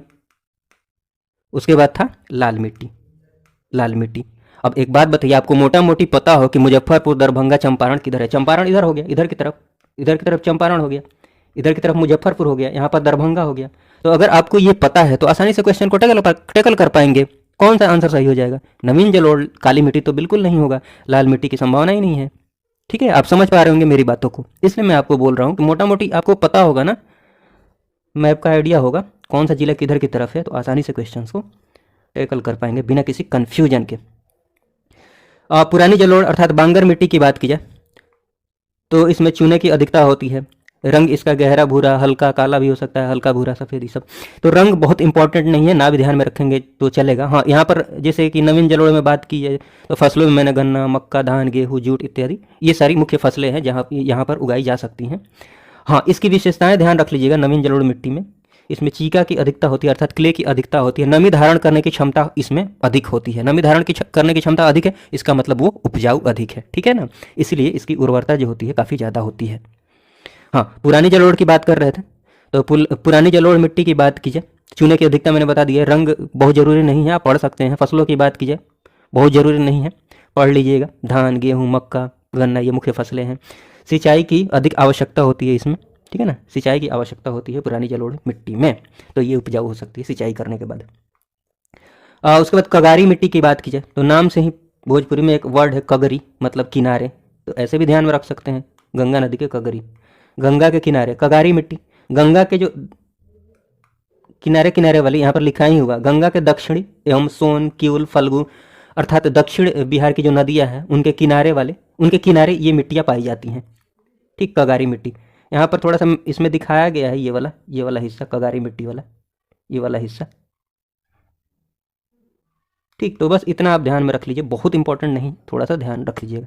बहुत ज़्यादा उर्वर नहीं होती है मिट्टी, रंग भूरा होता है। फसलें सरसों, जौ, दाल, मक्का, हाँ ये थोड़ा सा ध्यान रख सकते हैं। इसमें विभिन्न सब्जियां वगैरह उत्पादन मतलब अच्छा उत्पादन होता है सब्जियों का, किसमें? कगारी मिट्टी में, तो ये थोड़ा सा ध्यान रख सकते हैं। ठीक है। ओहो, अभी हम बात कर रहे हैं, मैं आपको बताना ही भूल गया, अभी हम बात कर रहे हैं दक्षिण बिहार की मिट्टियाँ। जैसे उत्तर बिहार की मिट्टियों की बात हमने कर ली है, ये कगारी मिट्टी जो है ना, हम दक्षिण बिहार की मिट्टियों के अंतर्गत बात कर रहे हैं, थोड़ा सा ध्यान दे दीजिएगा। उसके बाद बात करते हैं टाल मिट्टी की। तो टाल मिट्टी जो है ना, ये गंगा के दक्षिणी तट पर, मतलब गंगा का जो दक्षिणी तट है ना, 8 से 10 किलोमीटर चौड़ा हिस्सा, ठीक, चौड़ी जो पट्टी है वहां पर टाल मिट्टी पाई जाती है। ये गंगा है, इधर की तरफ ये 10 किलोमीटर टाल मिट्टी, ठीक है। तो टाल मिट्टी पाई जाती है। और उसके बाद ये काफ़ी उर्वर होती है, काफ़ी उर्वर होती है, और पंकीली मिट्टी होती है, पंख वाली, ठीक है ना, मतलब नमी होती है इसमें। रंग इसका धूसर होता है। इसमें फसल, हाँ ये ध्यान रख सकते हैं, फसलों की बात की जाए तो इसमें रबी फसलों के लिए श्रेष्ठ है। कौन सी मिट्टी? टाल मिट्टी। उसके बाद आपको दिखा देते हैं दक्षिण बिहार की मैदानी मिट्टियों में। और बात करें पुरानी जलोढ़, अर्थात इधर पुरानी जलोढ़ को क्या बोलते हैं? करेल कैवाल मिट्टी भी बोलते हैं, ठीक है। दक्षिण बिहार की मिट्टियों की बात कर रहे हैं हम भी। रंग की बात की जाए तो इसका रंग जो होता है पीला व गहरा भूरा होता है। रंग बहुत इंपॉर्टेंट नहीं है, जल धारण करने की क्षमता इसमें भी होती है, इसीलिए उर्वर होती है ये। इसकी प्रकृति जो होती है अम्लीय और क्षारीय दोनों प्रकार की होती है। फसलों की बात की जाए तो गेहूँ, धान, बाजरा, अरहर सारी फसलें यहाँ पर हो सकती हैं। बलथर मिट्टी की बात की जाए तो बलथर मिट्टी जो है ना, ये जो गंगा के मैदान, गंगा का जो ये, एक मिनट मैं दिखाता हूँ, गंगा के दक्षिण में जो मैदान है उसका जो दक्षिणी सीमा है, मैप में दिखाने की कोशिश करता हूँ। ये मैदानी भाग हो गया, ये भी मैदानी भाग हो गया। ये मैप में थोड़ा सा ये वाली लाइन है ना, और ऊपर होती, लेकिन चलिए आप मोटा मोटी ध्यान में रखिएगा। तो जहाँ से ये मतलब क्या बोलते हैं, छोटा नागपुर पठार का क्षेत्र शुरू होता है, छोटा नागपुर पठार का हिस्सा शुरू होता है, क्षेत्र शुरू होता है, ठीक। वहाँ पर ये वाला हिस्सा मैदान का जो दक्षिणी सीमा है, ये थोड़ा नीचे चला गया है, दक्षिणी सीमा है ना, वही बलथर मिट्टी के अंतर्गत आएगा। अब थोड़ा थोड़ा समझ पाए होंगे। यहाँ पर क्या लिखा है, बलथर मिट्टी की बात की, संकीर्ण नैरो क्षेत्र है, संकीर्ण अर्थात नैरो क्षेत्र है, पतला सा क्षेत्र है, गंगा के मैदान के दक्षिणी सीमा पर है, जहाँ से छोटा नागपुर का पठारी क्षेत्र शुरू होता है, ठीक। तो हल्का फुल्का इतना ध्यान रखेंगे तो चलेगा। रंग यहाँ पर मैंने लिखा हुआ पीलापन लिए हुए, थोड़ा सा इसका रंग लाल होता है। और इसमें इस मिट्टी में रेत तथा कंकड़ की अधिक मात्रा होती है, इसलिए अब कंकड़ पत्थर की मात्रा है तो वो उपजाऊ तो होंगी नहीं। इसमें कौन कौन सी फसलें मुख्य रूप से होती है, अरहर हो सकती है, कुर्थी, ज्वार, बाजरा आदि, ठीक, ये सारी चीज़ें हैं। उसके बाद बात कर लेते हैं दक्षिणी पठार की मिट्टी की, जो सीमांत पठारी क्षेत्र है, ठीक है ना, पठार वाला ये हिस्सा है नीचे वाला, उसमें कौन कौन सी मिट्टियाँ पाई जाती हैं। उसमें दो प्रकार की मिट्टियों को हम देखते हैं विशेष रूप से। एक तो लाल एवं पीली मिट्टी, इसका निर्माण जो हुआ है अग्नेय तथा रूपांतरित चट्टानों के टूटने की वजह से इसका निर्माण हुआ है। और इसका रंग जो होता है, इसमें जो इंपॉर्टेंट बात ध्यान रखने वाली है, इसका रंग जो होता है लाल रंग, वो लौह तत्व की अधिकता के कारण। मिट्टी की बात जब भी आती है, जब भी बात आएगी कि लाल रंग, कोई भी मिट्टी हो, लाल रंग किसकी अधिकता के कारण होता है, तो लौह तत्व की अधिकता के कारण। तो ये इंपॉर्टेंट बात है, आप ध्यान रख सकते हैं।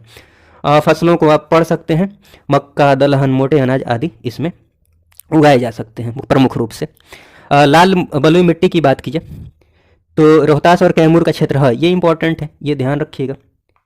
लाल बलुई मिट्टी इधर की तरफ, रोहतास कैमूर वाला क्षेत्र, ये वाला लाल बलुई मिट्टी यहाँ पाई जाती है, ये जरूर ध्यान रखिएगा।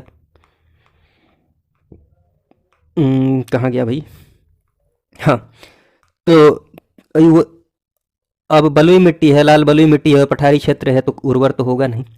मोटे अनाज इधर भी उगाए जा सकते हैं, बाजरा, मक्का, ज्वार वगैरह, ये सब जो चीज़ें हैं, तो ये मोटा मोटी चीज़ें हैं। आप थोड़ा सा यही ध्यान रखिएगा कौन सी मिट्टी किधर की तरफ पाई जाती है, और बिहार का जो अधिकांश क्षेत्र है किस मिट्टी से आच्छादित है, मतलब कौन सी मिट्टी सबसे ज़्यादा पाई जाती है, तो वो जलोढ़ मिट्टी है।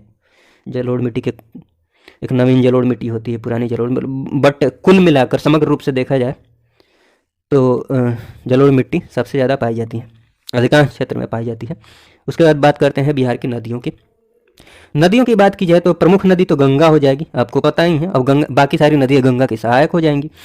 तो गंगा की बात की जाए तो देखिए, मैप से मैं आपको समझाने की कोशिश करता हूँ, बट गंगा के बारे में आप देख लीजिए, जैसे मैं आपको थोड़ा सा इसी में समझाने की कोशिश करता हूँ, इसी मैप में, चाहे यहाँ पर समझा देता हूँ इस वाले मैप में। जैसे यहाँ से गंगा नदी निकलती है, और इधर से बहुत सारी नदी है, जैसे यहाँ से घाघरा आती है, ठीक। ये मैप मैंने, घाघरा जो है ना यहाँ पर बिहार और यूपी के साथ सीमा बनाते हुए एंटर करती है, थोड़ी दूर घाघरा बिहार और यूपी के साथ सीमा बनाती है, ठीक। ये मैप मैंने थोड़ा नीट एंड क्लीन नहीं बनाया, बट आप समझिएगा, घाघरा नदी जब यहाँ आती है तो बिहार यूपी के साथ थोड़ा सा सीमा बनाती है।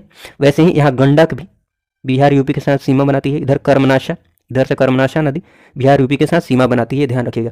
और ये गंगा नदी है। बाकी इधर से बहुत सारी नदियाँ आती हैं, ठीक है ना, जैसे इधर ये घाघरा हो गई, गंडक, बूढ़ी गंडक, ठीक ना, आप समझ पा रहे होंगे। तो ये सारी चीज़ें हम एक एक करके देखेंगे। तो कहाँ गया, तो नदी वाली बात कीजिए, गंगा नदी की बात सबसे पहले कर लेते हैं। गंगा का जो प्रवेश होता है ना बिहार में, वो कहाँ पर होता है, चौसा में, बक्सर, चौसा जगह है बक्सर में, चौसा में होता है। बिहार में इसकी लंबाई कितनी है, 445 किलोमीटर है। हाँ, उत्तर दिशा की सहायक जो नदियाँ, उत्तर की तरफ से जो नदियाँ आकर मिल रही है गंगा नदी में, वो उन नदियों का नाम जरूर ध्यान में रखिएगा। और अच्छा क्वेश्चन पूछा जाता है तो क्रम भी पूछा जा सकता है, मतलब पश्चिम से पूर्व की तरफ मैंने लिख दिया है, पूर्व से पश्चिम में पूछा जा सकता है, यहाँ पर मैंने लिख दिया है बाईं तरफ से, मतलब उत्तर दिशा की सहायक नदियाँ, उत्तर दिशा से आकर मिलने वाली नदियाँ। गंगा ऐसे बह रही है तो इसका बायां कौन सा हो जाएगा, इधर वाला बायां हो जाएगा, इधर वाला दायां हो जाएगा, इधर की तरफ बह रही है तो अर्थात ये उत्तर वाला बायां हो जाएगा, ठीक है ना। तो बाईं दिशा से आकर मिलने वाली नदियाँ, उत्तर दिशा से आकर मिलने वाली जो नदियाँ है वो कौन कौन सी हैं, घाघरा है, गंडक है, बूढ़ी गंडक है, बागमती है, कमला है, कोसी है, महानंदा है। तो मैप में इन चीज़ों को आप देख सकते हैं, घाघरा है, गंडक है, बूढ़ी गंडक है, ठीक है ना, बागमती है, कमला है, कोसी है, महानंदा सबसे इधर पूरब में है, ठीक। तो आप मैप में देख सकते हैं इन चीज़ों को। दाईं ओर से बात की जाए, दक्षिणी दिशा से बात की जाए, सहायक नदी जो है गंगा की, वो है कर्मनाशा है, अभी मैंने बताया, बिहार यूपी के साथ सीमा बनाते हुए। सोन है, फिर पुनपुन है, फल्गु है, क्यूल है, अजय है, ठीक। ये भी पश्चिम से पूर्व की तरफ मैंने यहाँ पर दिखा दिया है, तो ध्यान रखिएगा, ये क्रम ध्यान रखेंगे, बहुत काम देने वाला है। अच्छा क्वेश्चन अगर पूछा जाता है तो आसानी से आप क्वेश्चन सॉल्व कर पाएंगे। पूर्व से पश्चिम पूछे, पश्चिम से पूर्व पूछे, कुछ भी पूछे। हाँ, एक और बात आप ध्यान में रख लीजिएगा, ये तो मैंने चाहिए आपको बता दिया। ये वाला चलिए इसको बाद में हम देख लेंगे कि कौन सा मतलब बिहार यूपी के साथ सीमा बनाते हैं। मैंने लिखा भी होगा नीचे, मैंने लिख दिया है, आप टेंशन नहीं लीजिए। हाँ, ये जरूर देख लीजिए, ये भी थोड़ा सा देख लीजिए, मैप से देखेंगे तो अच्छा ही रहेगा। गंगा के किनारे कितने जिले हैं बिहार में? 12 जिले हैं। नाम देख सकते हैं, मैप में देखेंगे तो अच्छा रहेगा, बट मोटा मोटी आप नाम देख लीजिए, मैप से देखिएगा तो ज़्यादा अच्छा रहेगा। पूरब से पश्चिम, पश्चिम से पूर्व, इसको भी मैंने लिखा है यहाँ पर। बक्सर है, भोजपुर है, सारण है, पटना, वैशाली, समस्तीपुर, बेगूसराय, लखीसराय, खगड़िया, मुंगेर, भागलपुर, कटिहार। हाँ, गंगा की जो सर्वाधिक लंबाई गुजरती है कौन से जिला से गुजरती है? पटना से, सबसे ज़्यादा पटना से। ये क्वेश्चन पूछा गया। उसके बाद चलिए हम देख लेते हैं नदियों का उद्गम और उसका मुहाना क्या क्या है, और नदियों से संबंधित और भी इंपॉर्टेंट बातें जो होंगी उनको भी हम इसी में देख लेंगे आगे। पहले उनका उद्गम और मुहाना देख लेते हैं। गंगा की बात की जाए तो देखिए, इंडियन जियोग्राफी में भी, भारत के भूगोल में भी इनको मैंने कवर किया है काफ़ी अच्छे से। दोबारा से आप अगर देख रहे हैं तो इसका रिवीजन हो जाएगा। गंगा की बात की जाए तो इसका जो उद्गम है, ये गंगोत्री ग्लेशियर कहाँ पर है? उत्तराखंड में है। ठीक, गंगा का ये उद्गम है, और ये गंगा नदी बंगाल की खाड़ी में जाकर गिर जाती है। ठीक है। गंडक की बात की जाए तो ये नेपाल से निकलती है, मध्य हिमालय से, और गंगा नदी में आकर मिल जाती है पहलेजा घाट, हाजीपुर में। घाघरा की बात की जाए तो नेपाल के नाम्बा श्रेणी से निकलकर छपरा में गंगा नदी में मिल जाती है, रेविलगंज में। ठीक है। बूढ़ी गंडक की बात की जाए तो ये सोमेश्वर पहाड़ी से निकलती है। ठीक है ना, सोमेश्वर पहाड़ी जो कहाँ पर है? पश्चिम चंपारण में है। और कहाँ पर मिलती है? गंगा में, मुंगेर में मिल जाती है। उसके बाद बात की जाए कोसी नदी की बात की जाए तो नेपाल में सप्तकौशिकी से निकलती है, और कोसी नदी कुर्सेला में गंगा नदी से जाकर मिल जाती है। ये बात आप ध्यान रख लीजिएगा। महानंदा की बात की जाए तो नेपाल में महाभारत श्रेणी से निकलते हुए ये कहाँ पर मिल जाती है? कटिहार में आकर मिल जाती है, गंगा में। सोन की बात की जाए तो मध्य प्रदेश के अमरकंटक पहाड़ी से निकलकर, अमरकंटक के पठार से निकलकर दानापुर, ठीक है ना, दानापुर में आकर पटना में कहाँ पर मिलती है? गंगा नदी में। कर्मनाशा की बात की जाए तो विंध्याचल पहाड़ी का ही हिस्सा है, कैमूर पठार, कैमूर पठार से निकलकर चौसा में आकर मिल जाती है गंगा नदी में, कर्मनाशा नदी। ठीक है ना, इसको अपवित्र नदी के नाम से भी जाना जाता है। मैंने वो लिखा है, आपको टेंशन लेने की जरूरत नहीं है, सारी चीज़ों को लिखा है, जो भी इंपॉर्टेंट बातें हैं उसके लिए आपको टेंशन लेने की जरूरत नहीं है। पुनपुन की बात की जाए तो ये पठारी भाग मध्य प्रदेश का जो है ना, वहाँ से निकलकर फतुहा में, ये क्वेश्चन पूछा गया है, गंगा में आकर मिलती है कहाँ पर? फतुहा, पटना में। फतुहा कहाँ पर है? पटना में, वहाँ पर मिल जाती है। फल्गु की बात की जाए तो छोटा नागपुर पठार से निकलकर कहाँ पर? गंगा में मिल जाती है, टाल क्षेत्र में।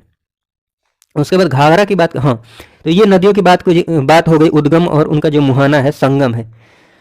उसके बाद नदियों से संबंधित कुछ और इंपॉर्टेंट बातें हैं, उनको देख लीजिए। जैसे घाघरा की बात की जाए तो ये उत्तर प्रदेश और बिहार के साथ कुछ दूर तक सीमा बनाती है, मतलब सीमा निर्धारण का काम करती है। ये मैं बता चुका हूँ, इंपॉर्टेंट है, ध्यान रखिएगा, क्वेश्चन पूछा गया है। कर्मनाशा की बात की जाए तो ये भी उत्तर प्रदेश और बिहार के साथ सीमा निर्धारण करती है, और कर्मनाशा नदी को अपवित्र नदी के नाम से जाना जाता है, अपवित्र नदी के नाम से भी जाना जाता है।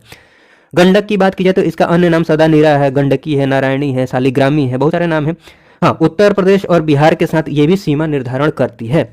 उसके बाद बात करते हैं, उसके बाद बूढ़ी गंडक की बात की जाए तो बिहार में जो गंगा की सबसे लंबी सहायक नदी है वो कौन सी है? बूढ़ी गंडक है। इसका अन्य नाम क्या है? बूढ़ी गंडक का सिकराना नदी के नाम से भी इसको जाना जाता है। इस नदी को देखिए, यहाँ पर देखिए, थोड़ा पीडीएफ में क्वालिटी ख़राब हो गई है, फोटो लेते वक्त थोड़ा सा हिल गया, इसीलिए लगता है इसकी क्वालिटी ख़राब हो गई है, लेकिन नोट्स में आपको अच्छे से मिल जाएगा। थोड़ा सा कोऑपरेट कीजिएगा, मैं पढ़कर बोल देता हूँ, ध्यान से सुनिएगा। बागमती की बात कीजिए तो मैंने वहाँ पर कवर नहीं किया, इसलिए यहाँ पर लिख दिया है। बागमती की बात की जाए तो इसका उद्गम होता है शिवपुरी श्रेणी से, नेपाल से।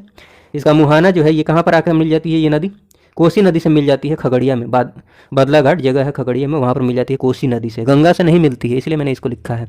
बागमती किससे मिलती है? कोसी से मिलती है। और कमला किससे मिलती है? बागमती से मिलती है, ठीक है ना, बदला घाट में ही। इसका उद्गम कहाँ से होता है? महाभारत श्रेणी, नेपाल से। बहुत इंपॉर्टेंट नहीं है, बट देख लीजिए, अगर कोई क्वेश्चन घुमा अगर पूछ लेते हैं तो, कि गंगा से कौन नहीं मिलती है, तो नहीं मिलने वाले में बागमती है, कमला है। कोसी की बात की जाए तो कोसी को बिहार का शोक कहा जाता है, ये आपको पता ही है। परियोजना एवं नहरों को देख लेते हैं। देखिए, परियोजना की बात की जाए तो सोन जो है ना, सबसे पुरानी परियोजना है, नदी घाटी परियोजना है। यहाँ पर मैंने लिख भी दिया, बिहार की सबसे जो प्राचीन नहर जो है ना, वो सोन नदी पर ही है। तो जब सबसे पुरानी परियोजना ये है, तो बिहार की सबसे प्राचीन नहर इसी नदी पर होगी। और नहरों की बात की जाए तो एक तो पूर्वी सोन नहर है, एक पश्चिमी सोन नहर। ये बहुत इंपॉर्टेंट नहीं है, क्योंकि नाम में ही सोन सोन लिखा हुआ है, तो ये पूछा भी नहीं जाएगा, तो इसको ध्यान रखने की जरूरत उतना है नहीं। कोसी नदी की बात की जाए तो नेपाल और भारत की संयुक्त परियोजना है कोसी। इस पर जो नहरें हैं वो एक तो है पूर्वी कोसी नहर, कोसी नदी पर, कोसी नदी से निकली हुई नहरें, एक पूर्वी कोसी नहर, एक पश्चिमी कोसी, बहुत इंपॉर्टेंट नहीं है क्योंकि नाम में ही कोसी लिखा हुआ है। राजपुर नहर ध्यान रख सकते हैं, कौन सी नदी से निकली हुई है ये, इसका उद्गम कौन सा है, कोसी नदी है, राजपुर नहर, तो ये ध्यान रख सकते हैं। गंडक परियोजना की बात की जाए तो ये बहुत इंपॉर्टेंट है, इसको जरूर ध्यान में रखिएगा। ये भी भारत और नेपाल की संयुक्त परियोजना है और इससे जो लाभान्वित होने वाले राज्य हैं इस परियोजना से, वो बिहार भी है, उत्तर प्रदेश भी है और साथ में नेपाल भी है। ये क्वेश्चन पूछा गया, इंपॉर्टेंट है, बिहार उत्तर प्रदेश जरूर याद रखिएगा, ठीक है ना।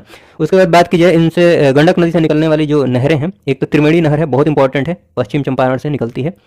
तिऊर नहर है, सारण एवं तिरहुत नहरें भी हैं। कौन सी नदी से, गंडक नदी से, ध्यान रखिएगा। मुख्य रूप से गंडक नदी से ही ध्यान रखिएगा, क्यों मैं बोल रहा हूँ मुख्य रूप से, क्योंकि देखिए बेसिकली अगर तिऊर नदी की बात, तिऊर नहर की बात कीजिए, ढाका मैंने यहाँ पर लिखा नहीं है, ढाका एवं तिऊर नहरों की बात की जाए तो अगर ऑप्शन में गंडक देता है, ये दोनों नाम नहीं देता है, तो आप गंडक टिक मार सकते हैं, कोई दिक्कत नहीं है। लेकिन बेसिकली देखा जाए तो ढाका एवं तिऊर नहरें जो है ना, ये गंडक की सहायक नदियों से निकलती है ये नहरें। ढाका की बात की जाए तो लालबकिया नदी से, और तिऊर की बात की जाए तो तिऊर नदी से, ठीक। लेकिन अगर ये दोनों नाम ना देखे, मतलब ये वाला नाम नहीं देता है, गंडक दे देता है, तो गंडक भी आप टिक लगा सकते हैं, ठीक है ना। और बाकी तो आपको समझ में आ ही रहा है कि गंडक से निकलती हैं, ये भी गंडक से ही निकलती हैं, उनकी सहायक नदियों से निकलती हैं, ठीक। थोड़ा सा डिफरेंस ये ध्यान रखिएगा। और उसके बाद बात कर ली जाए बिहार के जो प्रमुख जलप्रपात हैं, तो उनको मैंने लिख दिया है। काकोलत की बात की जाए, काकोलत जलप्रपात ये कहाँ पर है, नवादा में है, याद रखिएगा, इंपॉर्टेंट है। धुआं कुंड की बात की जाए तो ये रोहतास में है। मांझर कुंड की बात की जाए तो ये भी रोहतास में है। रोहतास के अन्य जो जलप्रपात हैं इनको भी आप देख सकते हैं, बहुत इंपॉर्टेंट नहीं है बट देख सकते हैं। ओखारिन कुंड है, देवदारी है, खुदारी दाह जलप्रपात है, राकिम कुंड जलप्रपात है, सुहारा जलप्रपात है, बहुत इंपॉर्टेंट नहीं है, ठीक है। हाँ, ये इंपॉर्टेंट है, ये पूछा भी गया था। करकटगढ़ कैमूर में है और तेलहर कुंड कैमूर में है, इन दोनों में कोई एक पूछा गया था, आप देख लीजिएगा। लेकिन दोनों इंपॉर्टेंट है, दोनों ध्यान रखिएगा, कैमूर में करकटगढ़ एवं तेलहर कुंड, ठीक है ना। झारखंड रोहतास में है, जिसको हाईलाइट किया है उस पर विशेष फोकस कीजिएगा, बाकी चीज़ों को बस एक नज़र देखते रहिएगा रिवीजन के क्रम में। झीलों की बात की जाए तो कांवर झील बहुत इंपॉर्टेंट है, बेगूसराय में है। गोगाविल की बात की जाए तो कटिहार में है। कुशेश्वरनाथ ये दरभंगा में है। अनुपम झील कैमूर में है, जिसको हाईलाइट किया है उस पर विशेष ध्यान दीजिएगा। वन्य जीव अभ्यारण्य की बात की जाए तो वाल्मीकि बहुत इंपॉर्टेंट है, वाल्मीकि जो वन्य जीव अभ्यारण्य है, वाल्मीकि वन्य जीव अभ्यारण्य ये पश्चिम चंपारण में, इंपॉर्टेंट है, ध्यान रखिएगा। गौतम बुद्ध वन्य जीव अभ्यारण्य की बात की जाए तो ये कहाँ पर है, गया में है। भीम बांध की बात की जाए तो ये कहाँ पर है, मुंगेर में है। उदयपुर वन्य जीव अभ्यारण्य की बात की जाए तो ये भी पश्चिम चंपारण में, ध्यान रख लीजिएगा। वाल्मीकि वन्य जीव अभ्यारण्य की बात की जाए तो ये एक टाइगर रिजर्व भी है, इंपॉर्टेंट है, ध्यान रखिएगा। विक्रमशिला गांगेय डॉल्फिन अभ्यारण्य जो है ये कहाँ पर है, नाम से ही पता चल रहा है विक्रमशिला, अगर आपने इतिहास पढ़ा है तो। कहाँ पर होगा ये, भागलपुर में। उसके बाद पक्षी अभ्यारण्य को देख लेते हैं, तो ठीक है, उधर अभ्यारण्य जो देखा ना उसी में कुछ पक्षी अभ्यारण्य भी है, कुछ स्पेशली पक्षी अभ्यारण्य है, वो इसमें लिखा गया है, तो उनको देख लीजिए। जैसे कुशेश्वरनाथ की बात कीजिए तो अभी हमने देखा ही था, ये पक्षी अभ्यारण्य भी है कुशेश्वरनाथ, कहाँ पर है ये, दरभंगा में। और कांवर झील भी अभी हमने देखा था, ये पक्षी अभ्यारण्य भी है, कहाँ पर है ये, बेगूसराय में है। बाकी उदयपुर भी हमने देखा था, अभी बेतिया चंपारण में है। बाकी जो नहीं देखा था उनको देख लीजिए। नकटी डैम और नागी डैम दोनों जमुई में है, इंपॉर्टेंट है, ध्यान रखिएगा। बड़ेला सलीम अली पक्षी अभ्यारण्य ये कहाँ पर है, वैशाली में है, तो ये भी ध्यान रख लीजिएगा। उसके बाद ये मैंने थोड़ा सा ये देख सकते हैं, मैंने वहाँ पर इस टेबल में नहीं दिखाया था। कर्मनाशा नदी का जो उद्गम है वो नहीं, ये तो दिखाई दिया था, ये तो बता ही दिया था, कैमूर की पहाड़ी से निकलती है, विंध्याचल का भाग है ये कैमूर की पहाड़ी। चलिए, एशिया की जो सबसे बड़ी गोखुर झील है वो कौन सी है, कांवर झील है, अभी जिसकी बात की बेगूसराय में है। इसको रामसर स्थल भी घोषित किया गया है कांवर झील को, ठीक है ना। और बिहार में जो डॉल्फिन रिसर्च सेंटर है वो कहाँ पर है, पटना में है, तो ये इतना ध्यान में रख सकते हैं। तो ये सारी चीज़ें थी।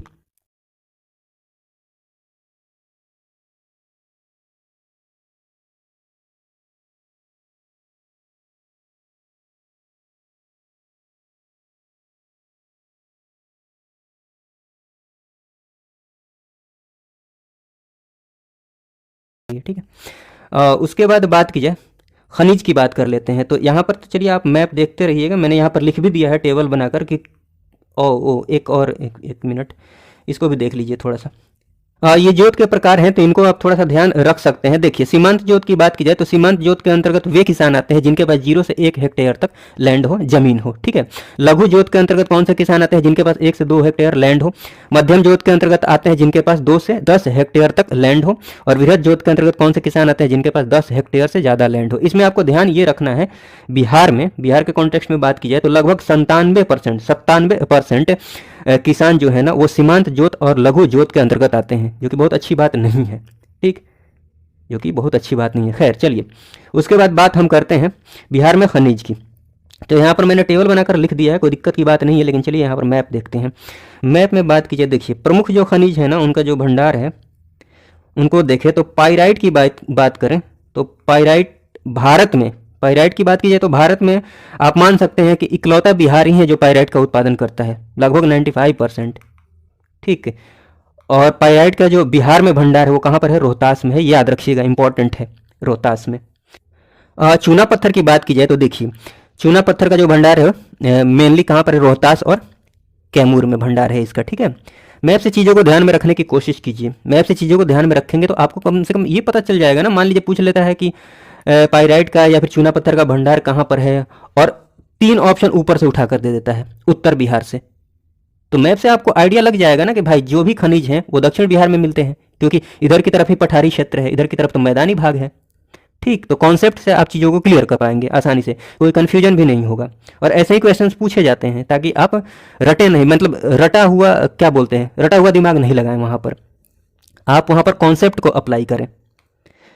तो हाँ, चूना पत्थर की बात की जाए, एक और बात ध्यान रखिएगा, जो कच्चा माल है ना, मतलब सीमेंट उद्योग है ना, उसका जो मेन कच्चा माल है, प्रमुख कच्चा माल है, जो मेन रॉ मटेरियल है वो कौन सा है, चूना पत्थर ही है।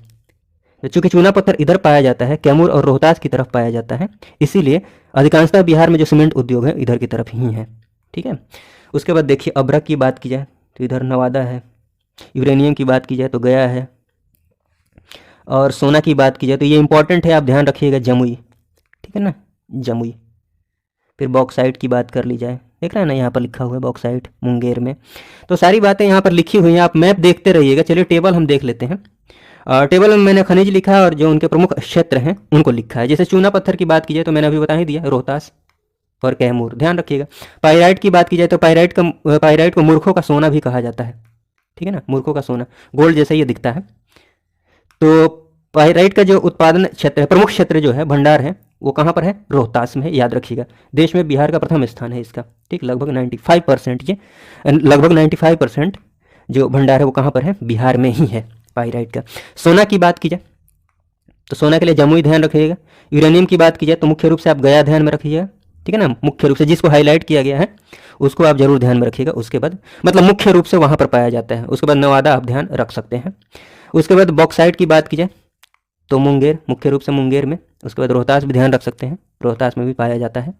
अभ्रक की बात की जाए तो नवादा में पाया जाता है। उसके बाद गया में भी मिलता है माई का, नवादा याद रखिएगा, मुख्य रूप से यहाँ पाया जाता है। डोलोमाइट की बात की जाए तो रोहतास हो गया, मतलब रोहतास का जो बंजारी क्षेत्र है। उसके बाद गंधक की बात की जाए तो ये भी रोहतास में, अमझौर वाला जो इलाका है रोहतास का। एस्बेस्टस की बात की जाए तो ये मुंगेर में। मैंगनीज की बात की जाए तो पटना, मुंगेर, गया में, ठीक है ना, मैंगनीज मिलते हैं।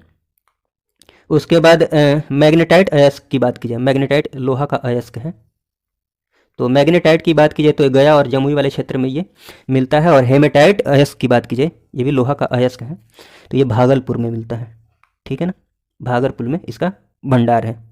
हेमेटाइट का भंडार कहाँ पर है, भागलपुर में। सोप स्टोन की बात की जाए तो ये भी थोड़ा सा ध्यान मतलब देख लीजिए, जमुई है। चीनी मिट्टी की बात की जाए तो भागलपुर, मुंगेर, बांका की तरफ। मेरे कहने का मतलब ये हुआ कि जिसको हाईलाइट किया है उस पर आपको विशेष फोकस रखना है, जिसको हाईलाइट नहीं किया है उसको बस 1-2 नज़र देखते रहिए।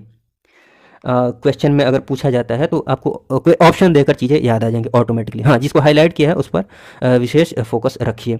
बिहार में कुछ उद्योग हैं, उनकी बात कर लेते हैं। उद्योगों की बात की जाए, उद्योग और कारखानों की, वो हैं कहाँ पर, ये आपको ध्यान रखना है। जैसे Bharat wagon and engineering company limited की बात की जाए तो ये मोकामा में है, ठीक है ना, मोकामा में है।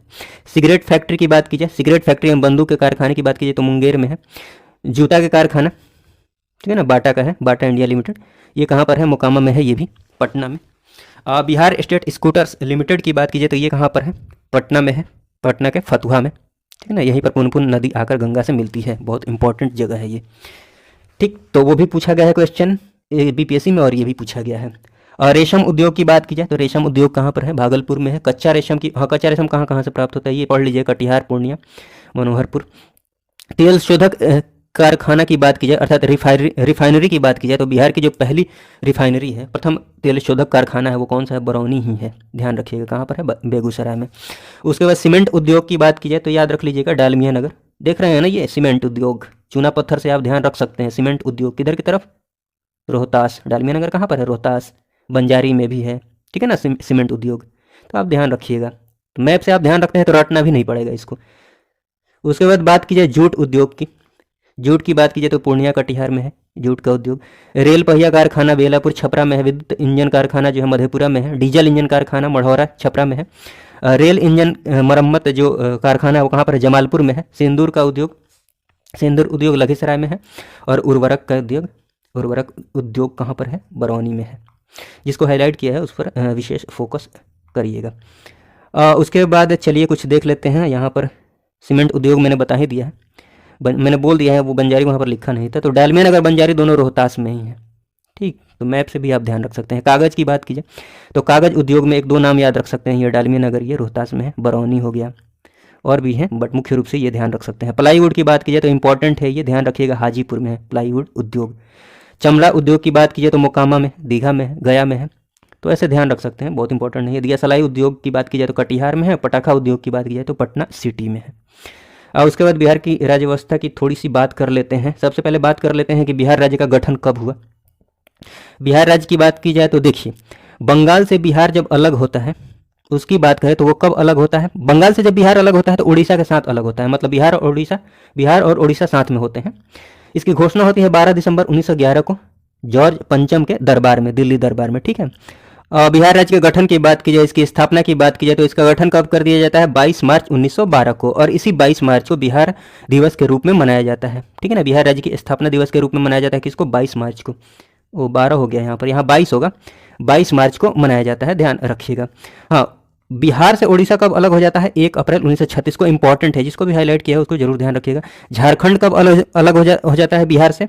15 नवंबर 2000 को अलग हो जाता है बिहार से झारखंड अंततः, ठीक है।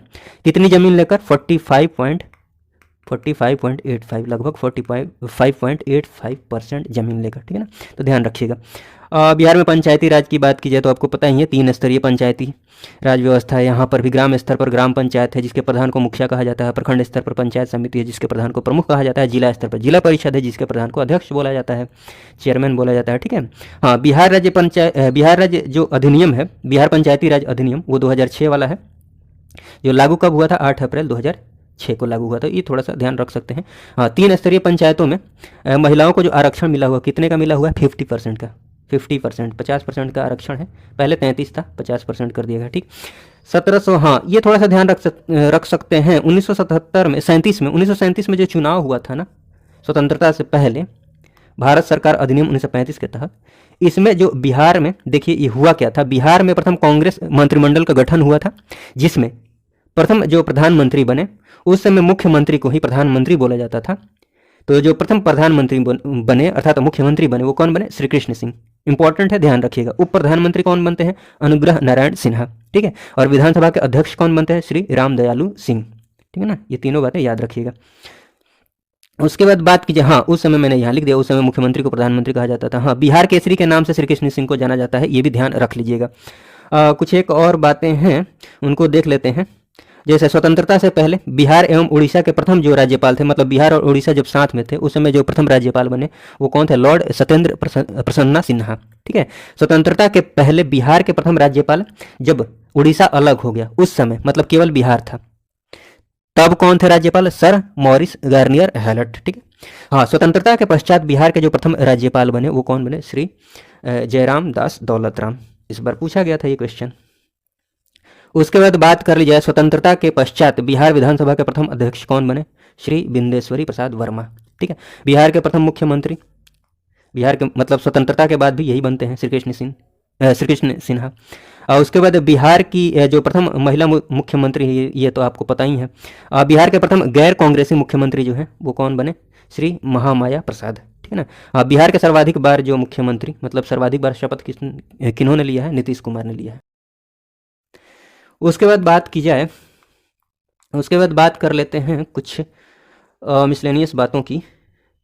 जैसे पर्यटन स्थल है, ये ध्यान रखिएगा कौन सा पर्यटन स्थल कहाँ पर है। जैसे महात्मा बुद्ध की ज्ञान स्थली अर्थात बोधि वृक्ष जो है ना, या फिर महाबोधि मंदिर की बात कीजिए, या फिर सुजातागढ़ की बात कीजिए, ये सब कहाँ पर है? गया में ही है। प्रेतशिला पहाड़ी है, रामशिला पहाड़ी है, ब्रह्मयोनी पहाड़ी इस बार पूछा गया था, या फिर विष्णुपद मंदिर, ये सब कहाँ है? गया में है। अलार कलम का जो निवास है या फिर केसरिया स्तूप, वो कहाँ पर है? पूर्वी चंपारण में है, थोड़ा ध्यान रखिएगा। जरासंध का जो अखाड़ा है, ग्लास ब्रिज है, विश्व शांति स्तूप है, गिरधकुट पर्वत है, गिरधकुट पर्वत कहाँ पर है? राजगीर में है, ध्यान रखिएगा। चौमुखी महादेव का मंदिर कहाँ पर है? चौमुखी महादेव का मंदिर है, वैशाली में है। सीताकुंड कहाँ पर है? मुंगेर में है। पुनौरा धाम कहाँ पर है? सीतामढ़ी में है। हजारीमल धर्मशाला कहाँ पर है? चंपारण में है। ये गांधी जी से संबंधित है, महात्मा गांधी जी से संबंधित है। हजारीमल धर्मशाला है चंपारण में, चंपारण को ही बेतिया बोला जाता है, ठीक है ना। और मोतिहारी जो है पूर्वी चंपारण, ये पश्चिमी चंपारण लिखा हुआ है, पश्चिमी चंपारण। जामा नहीं, जामी मस्जिद है, ये कहाँ पर है? वैशाली में, ठीक है ना। ये तो खैर बहुत इंपॉर्टेंट नहीं है, इसमें थोड़ा सा ये डेट याद रख सकते हैं। गोलघर का निर्माण जो हुआ था 1786 में हुआ था, पूरा हुआ था, ये 84 में शुरू हुआ था इसका काम। बांकीपुर, ये पटना में, आपको पता ही है, बहुत इंपॉर्टेंट नहीं है। हाँ, अनाज का भंडारण हेतु इसको बनाया गया था, अनाज भंडारण के लिए, तो थोड़ा सा ये ध्यान रख सकते हैं। गुरु गोविंद सिंह की बात की जाए तो ये सिखों के 10वें गुरु हैं। इनका जन्म बिहार में ही हुआ था 22 दिसंबर 16, ये आप डेट याद रखिए, 1666। ये ईस्वी याद रखिए, ये ईस्वी याद रखिए, ये इंपॉर्टेंट है। पटना साहिब में हुआ था, ठीक है ना। और इनके पिता थे गुरु तेग बहादुर, ये सिखों के 9वें गुरु थे। माता गुजरी थी, गुजरी नाम है ये, ठीक है ना। पटना वाले बोल रहा हूँ, पटना आने वाले सिखों के अन्य गुरु, अन्य मतलब जो गुरु गोविंद सिंह के अलावा, तो गुरु तेग बहादुर तो थे, इनके पिता थे, और गुरु नानक देव आए थे, ठीक, जो प्रथम गुरु थे सिखों के। उसके बाद चलिए कुछ समाचार पत्रों की बात कर लेते हैं। बिहार का जो प्रथम समाचार पत्र है ना, बिहार का जो प्रथम समाचार पत्र अंग्रेजी में, वो भी साप्ताहिक, वो कौन सा है? द बिहार हेराल्ड, ठीक है ना। बिहार का प्रथम अंग्रेजी समाचार पत्र, ध्यान रखिएगा, बिहार का पहला अंग्रेजी समाचार पत्र साप्ताहिक, सप्ताह में एक बार निकलता था, उसका नाम क्या है? The Bihar Herald. बिहार का जो प्रथम अंग्रेजी समाचार पत्र है, जो दैनिक मतलब रोज निकलता था, डेली, उसका नाम क्या है? द सर्चलाइट, ठीक है। बिहार का प्रथम हिंदी समाचार पत्र, जो कि क्या है? साप्ताहिक है, ये भी सप्ताह में एक बार निकलता था, इसका क्या नाम है? बिहार बंधु। और बिहार का प्रथम हिंदी समाचार पत्र जो डेली निकलता था, उसका नाम क्या है? सर्वहितैषी। तो ये चारों नाम इंपॉर्टेंट है, ध्यान रखिएगा। कुछ एक फैक्ट्स को देख लेते हैं, इंपॉर्टेंट फैक्ट्स हैं, जैसे कि श्री जगत नारायण लाल, इनको आपने हिस्ट्री में बहुत पढ़ा होगा, ये नाम आपने सुना होगा काफ़ी, इनके बारे में एक दो बातें जान लेते हैं। और जैसे कि इनको 1940-42 के दौरान बांकीपुर जेल में कैद किया गया था, तो ये एग्जाम में पूछा हुआ है, तो थोड़ा सा ध्यान रख लीजिएगा। ये भी पूछा हुआ है कि इनकी पत्नी का नाम क्या था? श्रीमती राम प्यारी, दोनों बातें ध्यान रख लीजिएगा थोड़ा सा। राजकुमार शुक्ल, इनका तो आपको पता ही है, इन्हीं के आमंत्रण पर गांधी जी चंपारण सत्याग्रह के लिए आए थे, मतलब किसानों की समस्या देखने आए थे, उसी क्रम में चंपारण सत्याग्रह हुआ था, ठीक है। तो राजकुमार शुक्ल का जो गांव है वो आपको ध्यान रखना है, मुरली भरा हुआ पश्चिम चंपारण में है। बिहार का पहला व्यक्ति जिसको लोकसभा अध्यक्ष के लिए नियुक्त किया गया, चयन किया गया, वो कौन है? बलिराम भगत, ठीक है, 5वीं लोकसभा के लिए बिहार से प्रथम लोकसभा अध्यक्ष कौन है? बलिराम भगत। ये थोड़ा सा ध्यान रख लीजिए। देश में कृषि अनुसंधान, कृषि से संबंधित जो रिसर्च प्रारंभ करने वाला प्रथम राज्य है वो कौन सा है? बिहार है। और ये भी थोड़ा सा ध्यान रख सकते हैं, ये कौन सी जगह पर है? बिहार कृषि कॉलेज है सबौर में, सबौर कहाँ पर है? भागलपुर में है। राजेंद्र कृषि विश्वविद्यालय समस्तीपुर के पूसा में। बिहार की यात्रा करने वाला पहला अंग्रेज यात्री कौन था? Ralph Finch.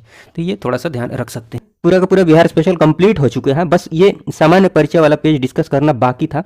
हालांकि ये सामान्य परिचय वाला पेज है, बट काफ़ी इंपॉर्टेंट है ये एक ही पेज काफ़ी इंपॉर्टेंट है, आराम से 2-3 क्वेश्चंस बन जाएंगे यहाँ से, इसलिए इसको ध्यान से देखिएगा।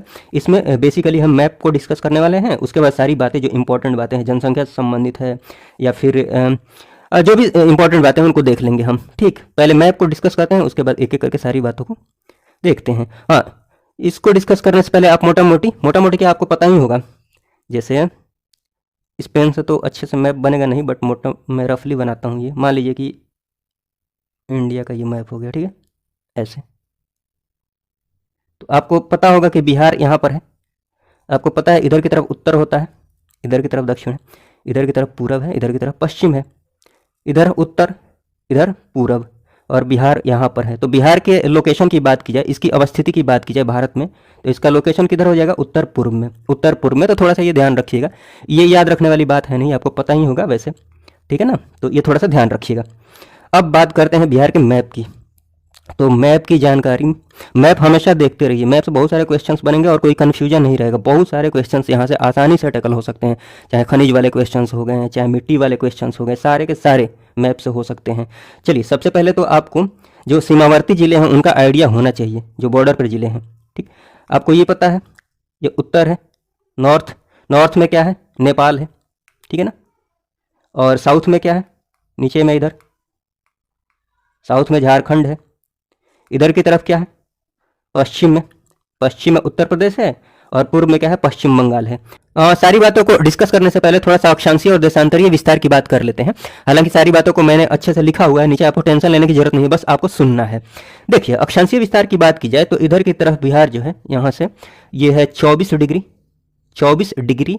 20 मिनट 10 सेकंड उत्तरी अक्षांश, ये नॉर्थ लिखा हुआ है, नॉर्थ एन, उत्तरी अक्षांश। देखिए, भारत जो है उत्तरी गोलार्ध में है, तो बिहार भी तो उत्तरी गोलार्ध में आया, मतलब अक्षांश रेखाएं जो होंगी वो उत्तरी ही होंगी, इसलिए बिहार इधर की तरफ 24 डिग्री 20 मिनट 10 सेकंड उत्तरी अक्षांश से लेकर इधर 27 डिग्री 31 मिनट 15 सेकंड उत्तरी अक्षांश तक फैला हुआ है। कैसे, उत्तर से दक्षिण में, ठीक है ना, ये उत्तरी अक्षांश और ये उत्तरी अक्षांश, मोटा मोटी आप ध्यान रखिएगा।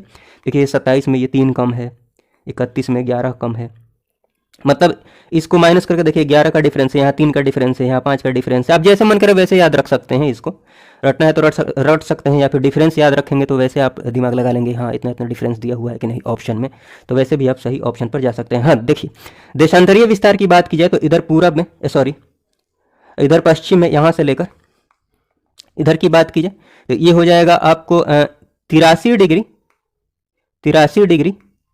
19 मिनट 50 सेकंड से लेकर, मतलब ये पूर्व में है, पूर्वी देशांतर से लेकर इधर की तरफ 88 डिग्री 17 मिनट 40 सेकंड तक, ठीक है। अब इसको या तो रट जाइए, या फिर ये पूर्वी देशांतर ही है, ईस्ट पूर्वी देशांतर, ठीक है, या तो रट जाइए या फिर कोई दिमाग लगा लीजिए याद रखने का, ताकि एग्जाम हॉल में अगर क्वेश्चन आता है, कोई कन्फ्यूजन हो तो आप सही आंसर तक पहुंच जाएं। जैसे ये देखिए 5 का डिफरेंस है, ये 19 और 17 में 2 का डिफरेंस है, ये 50 और 40 में 10 का डिफरेंस है, ऐसे याद रख सकते हैं। ये कि 5 दूनी 10 है, मतलब 10 का डिफरेंस यहाँ पर है। आपको जैसे याद रखना वैसे याद रख लीजिए, ठीक है। उसके बाद चलिए अब बात करते हैं जिलों की। हाँ, एक और बात ध्यान रख लीजिए, ये तो पूर्व से पश्चिम का देख लिया, और उत्तर से दक्षिण जो अक्षांशीय विस्तार और देशांतरीय विस्तार है उनकी बात कर ली। लंबाई चौड़ाई की बात कर लीजिए, मतलब उत्तर से दक्षिण में जो बिहार की लंबाई है, उत्तर से दक्षिण ये वाली जो लंबाई है, ठीक है ना, ये लंबाई है लगभग 345 किलोमीटर, और ये तो थोड़ी ज़्यादा होगी ना, ये है 483, ये तो आराम से याद रख सकते हैं, 3, 4, 5 और ये एक याद रख लीजिए 483 किलोमीटर, ठीक है।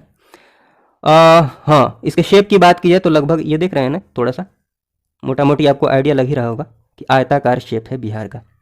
खैर ये हल्की फुल्की बातें थीं, अब थोड़ा सा जिलों की बात कर लेते हैं। देखिए, इधर की तरफ देखा जाए, नेपाल की तरफ, नेपाल से लगे हुए जो जिले हैं, मैप जरूर ध्यान रखिएगा, और आपको मैप से ही जिलों को ध्यान में रखना है, ठीक है, जिलों को ध्यान जरूर रखना है।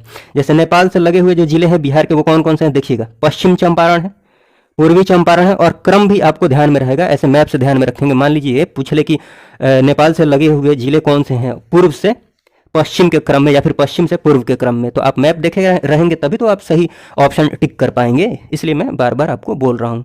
तो इधर की तरफ देखिए पश्चिम चंपारण लगा हुआ है, फिर उसके बाद पूर्वी चंपारण है, फिर सीतामढ़ी है, शिवहर भी ऑप्शन में देता है इसीलिए, लेकिन ध्यान रखिएगा शिवहर जो है ना, ये नेपाल को टच नहीं कर रहा है, ध्यान रखिएगा यहाँ पर। फिर मधुबनी है, सुपौल है, अररिया है, किशनगंज है, ठीक है। 1, 2, 3, 4, 5, 6, 7 जिले हैं जो नेपाल को टच कर रहे हैं, बिहार के 7 जिले। तो ये ध्यान रखिएगा, नाम ध्यान रखिएगा, ये सारे नाम, और मैप से देखिएगा तो आपको क्रम भी पता रहेगा, ये पश्चिम से पूर्व की तरफ, ठीक है। नेपाल की बात हो गई। उसके बाद बात करते हैं उत्तर प्रदेश। उत्तर प्रदेश की बात की जाए तो देखिए, उत्तर प्रदेश से लगे हुए जो जिले हैं बिहार के, वो है पश्चिम चंपारण, यहाँ पर ये हो गया गोपालगंज, सिवान, सारण अर्थात छपरा, भोजपुर, बक्सर, ये हो गया कैमूर। और यहाँ पर देखिएगा, ध्यान दीजिएगा, यहाँ पर हल्का सा हिस्सा यहाँ दिख रहा है ना, ये रोहतास भी उत्तर प्रदेश से लगा हुआ है। जरूर ध्यान दीजिएगा, ये क्वेश्चन में पूछा जाता है रोहतास वाला।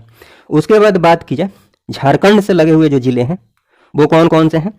देखिए यहाँ पर रोहतास, औरंगाबाद, गया, नवादा, जमुई, बांका, भागलपुर, यहाँ देखिए कटिहार भी लगा हुआ है।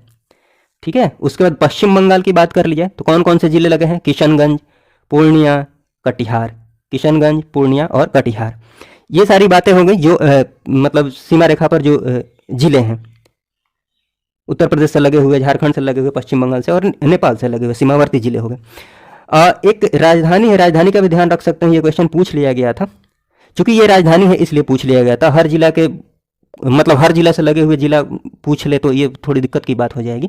ये चूंकि राजधानी है इसलिए क्वेश्चन पूछ लिया गया था, तो पूछना बनता है। इतना पटना से लगे हुए जो जिले हैं ना, ये देखिए इधर सारण हो गया, इधर वैशाली हो गया, भोजपुर हो गया, ठीक है, अरवल हो गया, जहानाबाद, नालंदा हो गया, सॉरी क्या बोलते हैं इसको, लखीसराय हो गया, बेगूसराय हो गया, ठीक, समस्तीपुर इधर की तरफ है, पटना से लगे हुए जो जिले हैं।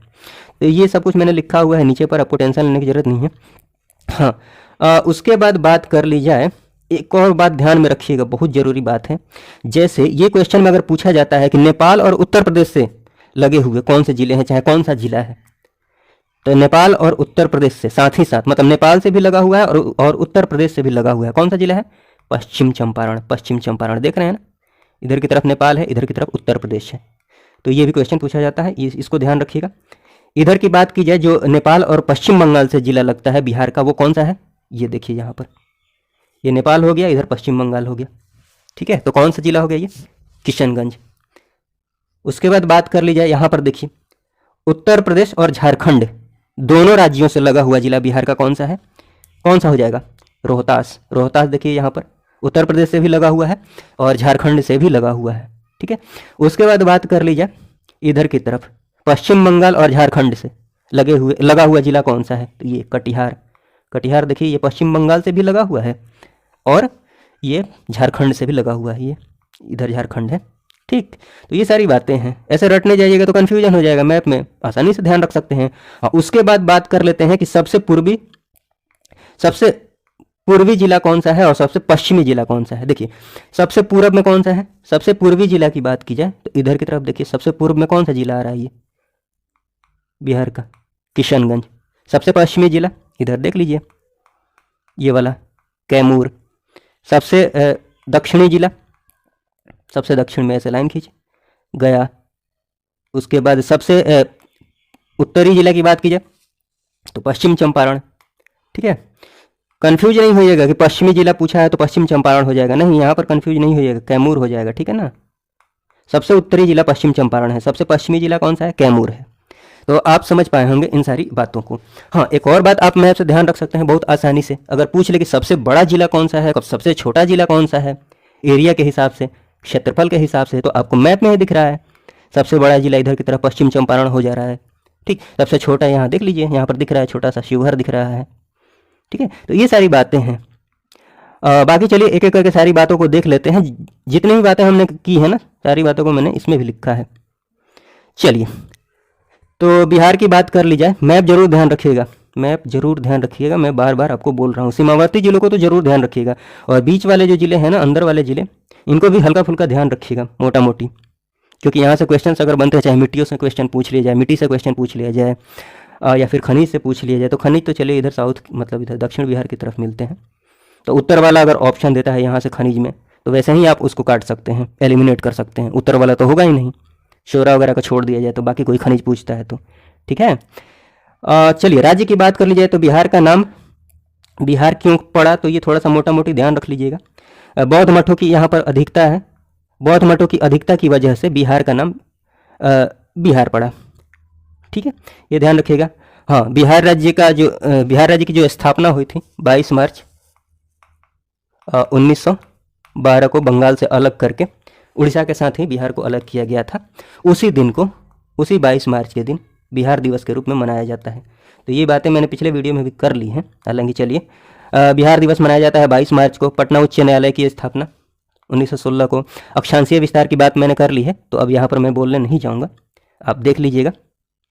देशांतरीय विस्तार की बात भी मैंने कर ली, यहाँ लिखा हुआ है 24 डिग्री 20 मिनट 10 सेकंड उत्तरी अक्षांश से 27 डिग्री 31 मिनट 15 सेकंड उत्तरी अक्षांश तक। देशांतरीय की बात की जाए तो 83 डिग्री 19 मिनट 50 सेकंड पूर्वी देशांतर से लेकर 88 डिग्री 17 मिनट 40 सेकंड पूर्वी देशांतर तक। क्षेत्रफल की बात की जाए बिहार की, तो बिहार के क्षेत्रफल की बात की जाए तो देखिए इसका क्षेत्रफल ऐसे याद रख लीजिए 94,163, मोबाइल नंबर की तरह 94,163 है, 63 है। और भारत में बिहार का जो स्थान है क्षेत्रफल के हिसाब से तो 12वां स्थान है, 12वां सबसे बड़ा राज्य है, 12वां। ठीक है। जनसंख्या की दृष्टि से बात कर ली जाए तो तीसरा स्थान है बिहार का, पहले पर यूपी है, दूसरे पर महाराष्ट्र है। उत्तर से दक्षिण की लंबाई मैंने बता दिया 345, पूर्व से पश्चिम में बिहार की जो लंबाई है 483 किलोमीटर, ये सब बता दिया है। कुल क्षेत्रफल जो है ना पूरे भारत का, भारत के पास जो कुल क्षेत्रफल है 94,163 किलोमीटर, ये 2.86% है संपूर्ण भारत का। ठीक है। और जनसंख्या की बात की जाए तो पूरे भारत की जो जनसंख्या है उसका 8.6% जनसंख्या भारत में निवास करती है, बिहार में निवास करती है। ठीक है, तो ये ध्यान रख लीजिएगा। नेपाल की सीमा से लगे हुए जो जिले हैं ये मैंने लिख दिया है, नॉर्थ में है नेपाल, वेस्ट में है उत्तर प्रदेश, ईस्ट में है पश्चिम बंगाल, साउथ में है झारखंड। ये तो सिंपल सी बात है, बस मैंने ऐसे ही लिख दिया है। हाँ, तो नेपाल से लगे हुए जो जिले हैं, कितने जिले हैं? 7 जिले हैं। तो ये ठीक है डेटा, ये 7 8 आप देख सकते हैं, बट ये उतना ज़्यादा इंपॉर्टेंट नहीं है जितना कि ये इंपॉर्टेंट है कि कौन कौन से जिले लगे हुए हैं और किस क्रम में। पूर्व से पश्चिम भी याद रख लीजिए, पूर्व से पश्चिम, पश्चिम से एक क्रम से याद रख सकते हैं, तो दूसरा वाला क्रम तो ऑटोमेटिकली दिमाग में सेट हो जाएगा। कहने का मतलब आप मैप देखते रहिए। ठीक है, तो जिलों को जरूर देखिए, यहाँ पर मैंने लिख दिया है, मैप से जिलों का नाम जरूर देखिए। ठीक, ये नंबर उतना इंपॉर्टेंट नहीं है, हालांकि पूछ लेगा तो आप क्या करेंगे, काउंट करके भी लिख सकते हैं, टिक मार सकते हैं अगर आपको पता होगा तो। उत्तर प्रदेश की सीमा से लगे हुए जिले जो हैं 8 टोटल जिले हैं, मैंने सारे जिलों की बात कर ली है। पश्चिम बंगाल से लगे हुए जो जिले हैं 3 जिले हैं, मैंने बात कर ली है इसकी। और झारखंड की सीमा से 8 जिले लगे हुए हैं, सारी बातें हमने कर ली हैं।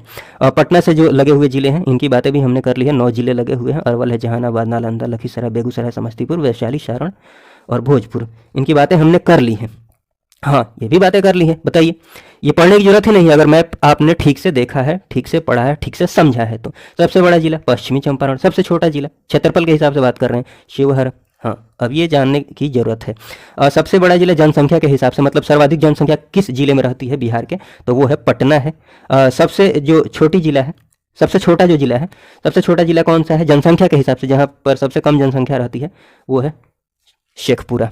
ठीक है, देखिए जनसंख्या या फिर ये क्या बोलते हैं इसकी, ये साक्षरता से संबंधित जो भी डेटा इसमें लिखा हुआ है ना 2011 की जनगणना के अकॉर्डिंग लिखा हुआ है, 2011 जनगणना के अकॉर्डिंग लिखा हुआ है। ठीक है, यहाँ पर मैंने लिख भी दिया है लास्ट में नोट करके, जनसंख्या और साक्षरता से संबंधित जो भी आंकड़ा इसमें लिखा गया है वो 2011 की जनगणना से।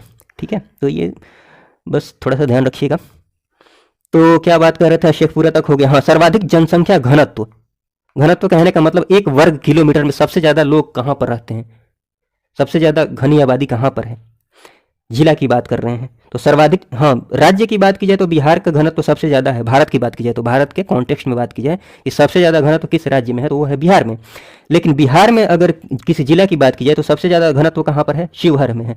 1880 लोग रहते हैं, 1880 लोग रहते हैं 1 वर्ग किलोमीटर में, 1 किलोमीटर स्क्वायर में। ठीक है, न्यूनतम जनसंख्या की बात की जाए, न्यूनतम जनसंख्या घनत्व की बात की जाए तो कैमूर में, कैमूर का घनत्व सबसे कम है, 488 लोग ही रहते हैं 1 वर्ग किलोमीटर में। सबसे उत्तरी जिला इसकी बात हमने कर ली है पश्चिमी चंपारण, सबसे दक्षिणी जिला गया, सबसे पश्चिमी कैमूर, सबसे पूर्वी किशनगंज। हाँ, एक और बात ध्यान रख लीजिएगा, 1-2 बातें कि सर्वाधिक वर्षा कहाँ पर होती है, किशनगंज में होती है, और सबसे कम वर्षा कहाँ पर होती है। उसके बाद बात करें तो सर्वाधिक गर्म स्थान जो है वो गया है, ये भी ध्यान रख लीजिएगा। समुद्र तल से जो बिहार की ऊंचाई है लगभग 763 फीट है, मतलब मीटर में देखा जाए तो लगभग 53 मीटर। कुल जनसंख्या की बात की जाए तो इसको मोबाइल नंबर जैसा याद रख लीजिए, 1040999452, 1040999452, 1040999452। आपको जैसे मन करे वैसे याद रख लीजिए। बिहार के दशकीय वृद्धि की दर की बात की जाए, बिहार की जो दशकीय वृद्धि दर रही जनसंख्या में, मतलब 2001 से लेकर 2011 तक, कितने परसेंट जनसंख्या में वृद्धि हुई है, जनसंख्या में वृद्धि का प्रतिशत क्या है, तो वो है 25.42%। ठीक है, तो इंपॉर्टेंट डेटा है, ध्यान रखिएगा। जनसंख्या घनत्व की बात की जाए, बिहार की बात की जाए तो देखिए देश में पहला स्थान है, सबसे ज़्यादा घनत्व जो है ना बिहार का ही है, 1106 लोग। इंपॉर्टेंट डेटा है, याद रखिएगा, 1106 लोग रहते हैं 1 वर्ग किलोमीटर में, यहाँ पर 1 किलोमीटर स्क्वायर में। उसके बाद साक्षरता दर की बात की जाए तो देखिए ये जितने भी डेटा है ना सब 2011 की जनगणना से लिए हुए हैं। साक्षरता दर की बात की जाए, लिटरेसी रेट की बात की जाए तो 61.8% साक्षरता दर है बिहार में, जहाँ पर पुरुषों की देखा जाए तो ज़्यादा है, 71.2% है, और महिलाओं की बात की जाए तो है 51.5%। ठीक है, तो ये सारी बातें इंपॉर्टेंट है, ध्यान रखिएगा। हाँ, सर्वाधिक साक्षरता दर की बात की जाए, सर्वाधिक साक्षरता दर वाला मतलब सबसे ज़्यादा साक्षरता कहाँ पर है, किस जिला में है, तो वो है रोहतास। रोहतास की साक्षरता सबसे ज़्यादा है, और ये डेटा याद रखिएगा 73.37, तो ये तो ईजी है याद रखना, 73 इसी को उल्टा कर दिया है 37, 73.37%। ठीक है, और न्यूनतम साक्षरता दर की बात की जाए, कौन से जिला में सबसे कम साक्षरता है, तो वो है पूर्णिया, 51.08। तो ये दोनों डेटा भी याद, ये जिला भी याद रखिएगा और ये दोनों डेटा भी याद रखिएगा, ये परसेंटेज 73.37, ये तो आसानी से याद रख सकते हैं, इसको भी ध्यान रख लीजिएगा, 51.08%। ठीक है, ये ऊपर जो 51.08 लिखा हुआ है ना, एक मिनट, चलिए इसको बाद में बात करते हैं। देखिए सर्वाधिक साक्षरता वाला जो जिला है वो रोहतास है, और सबसे ज़्यादा पुरुष साक्षर कहाँ पर है, सबसे ज़्यादा जो साक्षर पुरुष है वो कहाँ पर है, वो भी रोहतास में ही है। और महिलाओं की साक्षरता की बात कीजिए, सबसे ज़्यादा जो महिला साक्षर है वो कहाँ पर है, किस जिला में है, वो भी रोहतास ही है। तो तीनों आप आसानी से याद रख सकते हैं। सर्वाधिक साक्षरता वाला जो जिला है ना वो रोहतास है, सर्वाधिक पुरुष साक्षरता कहाँ पर है, रोहतास में ही है, सर्वाधिक महिला साक्षरता कहाँ पर है, रोहतास में ही है। ठीक है, तो इसको याद रखने में कोई दिक्कत की बात है नहीं। न्यूनतम साक्षरता की बात की जाए तो सबसे कम साक्षरता है पूर्णिया में है। ठीक है, और न्यूनतम पुरुषों की बात की जाए कि सबसे कम साक्षर पुरुष कहाँ पर है, वो पूर्णिया में है। तो ये दोनों तो आप आसानी से याद रख सकते हैं। न्यूनतम साक्षरता वाला जिला पूर्णिया है। पुरुषों की बात की जाए तो पुरुषों में भी पूर्णिया ही है, लेकिन यहाँ पर खाली आपको थोड़ा सा अलग ध्यान में रखना है कि न्यूनतम महिला साक्षरता वाला जो जिला है ना वो सहरसा है। ठीक, तो इसको थोड़ा अलग से ध्यान में रख लीजिएगा। चलिए उसके बाद बात कर लेते हैं लिंगानुपात की। लिंगानुपात मतलब 918 दिया हुआ, कहने का मतलब कि 1000 पुरुष पर 918 महिलाएं हैं। ठीक है ना, 1000 मेल पर 918 फीमेल। तो बिहार का जो लिंगानुपात है वो क्या है, यही है 918। ध्यान में रखिएगा, इंपॉर्टेंट है, बहुत इंपॉर्टेंट है, ध्यान रखिएगा। सबसे ज़्यादा जो लिंगानुपात है बिहार में, सबसे ज़्यादा लिंगानुपात कहाँ पर है, गोपालगंज में, बहुत इंपॉर्टेंट है, ध्यान रखिएगा। और डेटा भी याद रखिएगा 1021 1021। और सबसे कम लिंगानुपात कहाँ पर है, मुंगेर में है 876। डेटा भी याद रखिए, जिला भी याद रखिएगा। हाँ, शिशु लिंगानुपात की बात की जाए तो ये भी इंपॉर्टेंट है, पूछा हुआ सब कुछ। शिशु लिंगानुपात की बात की जाए तो 935 है। ठीक है, तो इसको याद रखिएगा, ये भी इंपॉर्टेंट है, ये भी थोड़ा सा ध्यान रख लीजिएगा। सर्वाधिक शिशु लिंगानुपात किस जिला में है, तो वो है किशनगंज में, 971 है। और शिशु लिंगानुपात की बात की जाए, सबसे कम शिशु लिंगानुपात कहाँ पर है, तो वैशाली में है, 904। ठीक है, ये सारी बातें तो आप जानते हैं। चलिए एक नज़र देख लेते हैं। कुल जिलों की संख्या आपको पता है 38 है। कितने प्रमंडल है बिहार में, 9 प्रमंडल हैं। नाम आपको पता होगा, कोशी, दरभंगा, सारण, भागलपुर, पटना, तिरहुत, मुंगेर, मगध, पूर्णिया, ये सब। अनुमंडल की बात की जाए तो 101 है। प्रखंडों की संख्या 534 है। पंचायतों की संख्या 8386 है, 8386। लोकसभा की सीटें कितने हैं बिहार के लिए, 40 हैं। राज्यसभा की सीटें 16 है, विधानसभा में 243 और विधान परिषद में 75 है। ये तो मैंने आपको बता ही दिया था कि जो भी डेटा लिया गया है जनसंख्या और साक्षरता से संबंधित जो भी डेटा लिया गया है वो 2011 जनगणना से लिया गया है। ठीक है, तो ये सारी बातें थी। तो यही सारी बातें थी। बिहार स्पेशल की बात की जाए तो पूरा बिहार स्पेशल कंप्लीट हो चुका है।